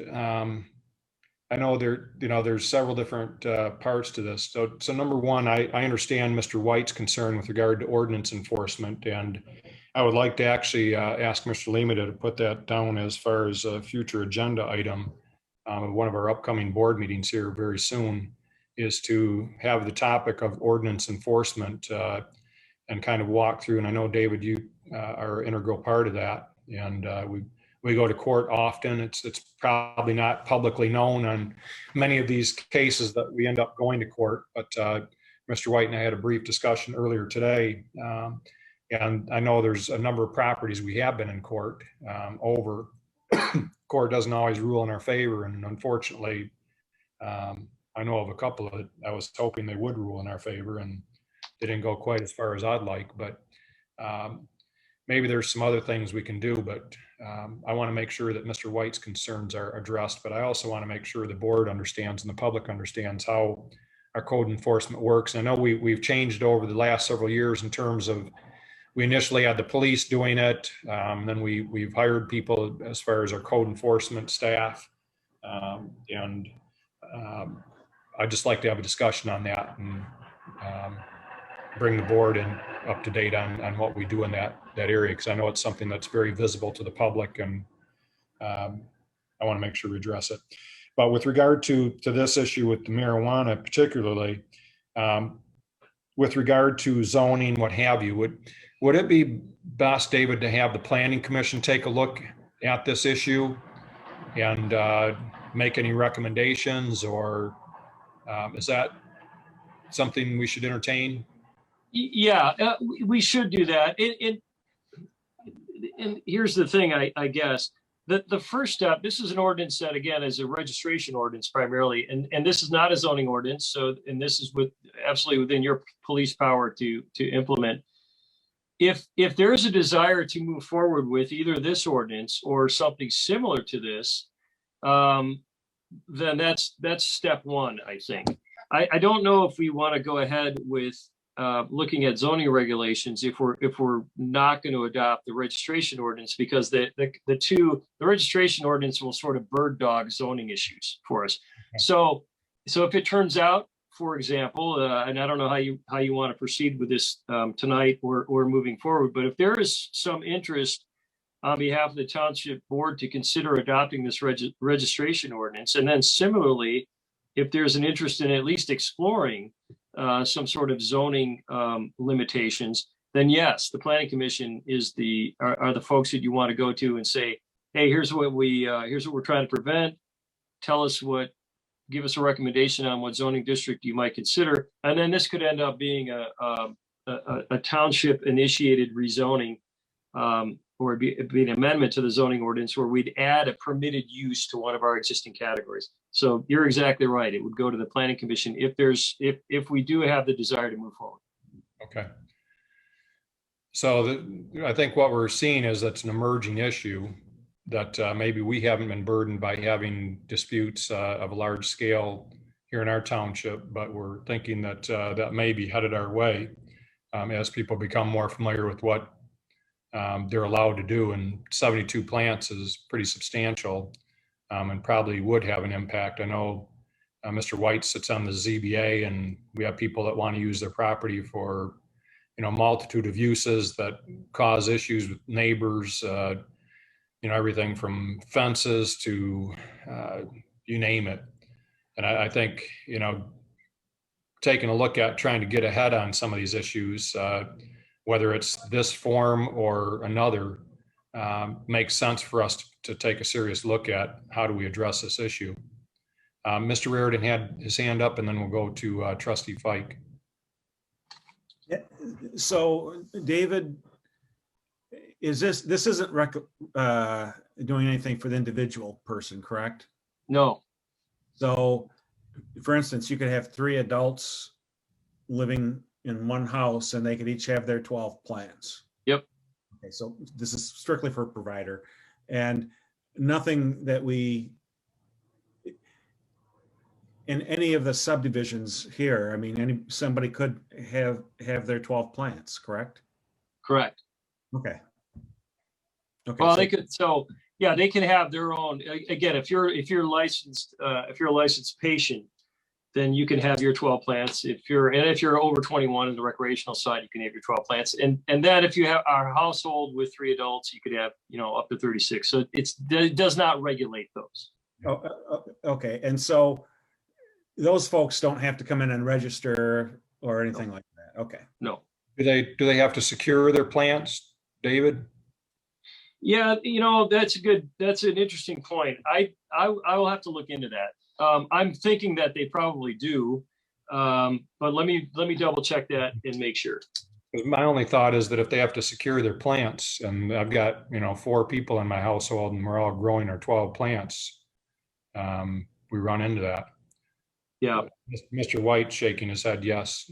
Well, they do. It's the same, I believe, in the recreational as the medical, in terms of the requirements. And this kind of comes to my issue is, so if there's 12 plants, well, first of all, a lot of it, I would say probably most of it's going indoors. Do police have probable cause to go knock on someone's door and go, oh, hey, we just want to see if you have the permit, or make sure you don't have too many plants? Can we just come and poke around? I mean, that seems to me like and this is probably coming from the criminal defense attorney perspective of, this seems like it's opening up a big can of worms And I would tell all my clients, do not let anybody in ever to look at anything. I mean, and I'm sure that's probably the smart legal advice, frankly. You're right. And under the application ordinance, you're basically saying I'm acknowledging that there's going to be an inspection of my property. I'm acknowledging I'm going to account for the number of patients and the number of plants. And it would be an interesting fact scenario if we had somebody that, let's say they hypothetically did participate in the application process and were permitted, but then we think that for some reason, we believe there's more plants or a deviation from the state law. Can we go knock on the door and go inside, or can we force our way inside? That is something that we're going to have to explore. But I think, again, the application process and the permit process at least begins the dialogue. If you say, I'm not going to do this, I'm not registering, go ahead and issue me a ticket, then we'll be in front of Judge Odette trying to figure out if we have the authority to make you register, and if we have the authority to go and inspect for a violation of our ordinance and also the state law. So there could be more legal work on the horizon for attorneys. I know Mr. Fike had his hand up. I didn't want to just go over him. Mr. Fike, and then we'll get back to you, Mr. Reardon. I'm still trying to get a handle of how big of a problem this is and whether we can do anything about it. If you've got a homeowner who's got the legal limit of marijuana plants, and doing everything by the book, but the neighbors are concerned that it smells, is that, can we go after them? We're going to, our effort as far as the individual is concerned is we're basically hands off as far as the individuals are concerned.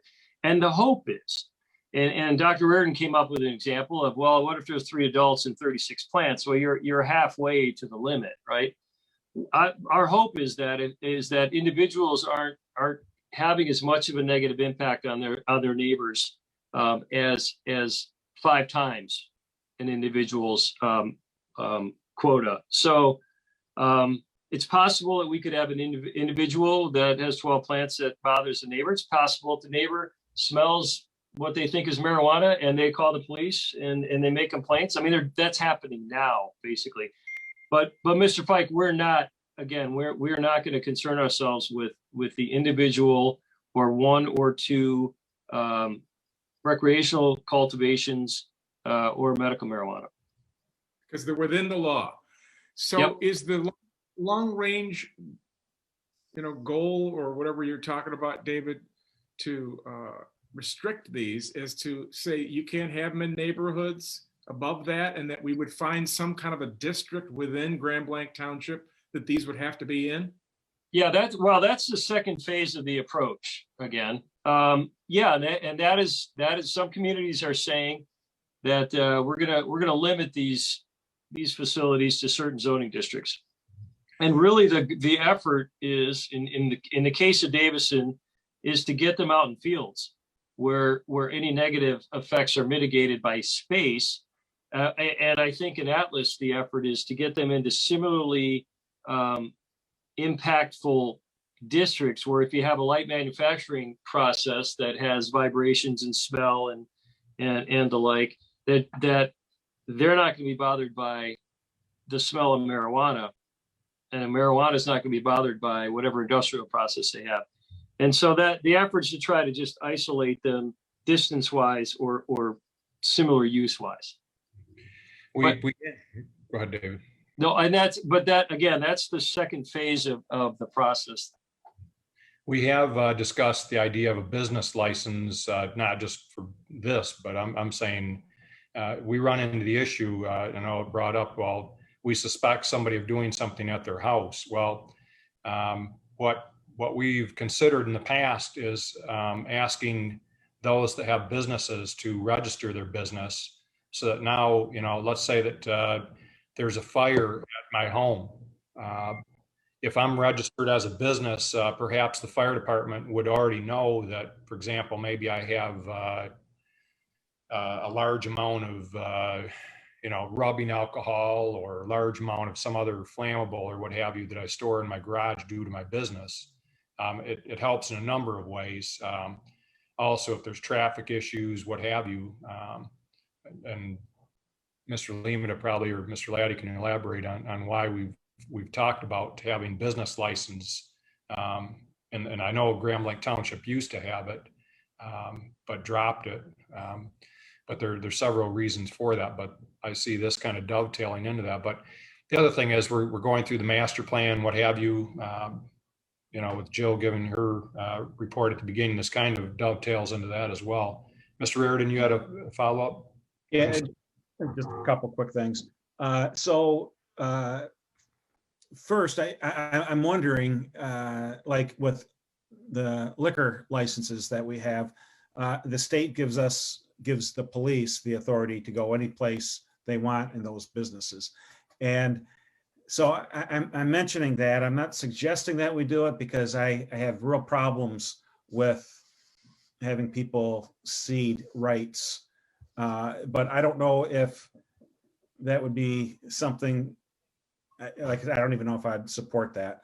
I probably wouldn't, but is that something that would fall under this at all? Well, potentially, yes.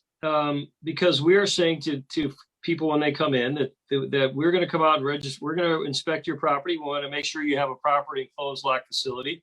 We want to make sure you have the proper number of plants when you start out. And let's say you get over those hurdles and you get your permit. We're also saying to you, we periodically may inspect you to make sure you're in compliance with your permit. And also, if we come to believe that you're not in compliance with your permit, then you potentially could be, and you won't let us inspect, then we may find ourselves in front of Judge Odette asking for, number one, to find you in violation of our permit ordinance, but also number two, to gain inspection to the property, which would be, we're not going to kick in doors. We're going to have to proceed through the court and Judge Odette to get access. But there's an inspection element to this. Okay, well, I have to say I agree with Paul in that it's best to just say no, police, you can't enter in cases like that. But that was really about it. Mr. Fike, did I see your hand up? I'm good. Okay. So what would be the board's desire at this point? Do we want to discuss further at our next meeting? Do we want to take action this evening to say that we want it on the agenda for the next meeting? Any thoughts? I'm more discussion. Mr. Supervisor? Yes. I am not prepared to, I would prefer not to take a vote tonight on it. I may be inclined to support the resolution. You can gather that from the tenor of my comments this evening. I wouldn't mind putting it ahead for another meeting. I think we can, I need some more thought, do some more homework, but I wouldn't want to dawdle too long on it because the argument that Mr. Laddie has made is that this is an emerging issue. And if we believe that it is, then we do need to act on it in the reasonably near future, I should think. So I think it's an item for a future meeting in the near future. Okay. Mr. Reardon? Yeah, I would agree with what David said. And I would also like to see that the zoning folks get involved because I wouldn't want somebody to have to have that in their backyard, if the dispensary, and literally in their backyard. Yeah. Maybe we can just have Sarah bring the issue that we're discussing to the Planning Commission just as a discussion that inform them that we're having this discussion and see if they have any input, what have you. And Mr. Laddie is part of that as well. So sure. Between the two of you, you could kind of let them know that we're batting this around and it may be coming to them in the near future. But I agree, there's multiple facets to this issue. We want to make sure people's rights aren't trampled on, but at the same time, we want to protect our neighborhoods and make sure these type of activities are in the appropriate locations. Just like we heard people earlier this evening speaking about not wanting a truck stop in a residential area or what have you.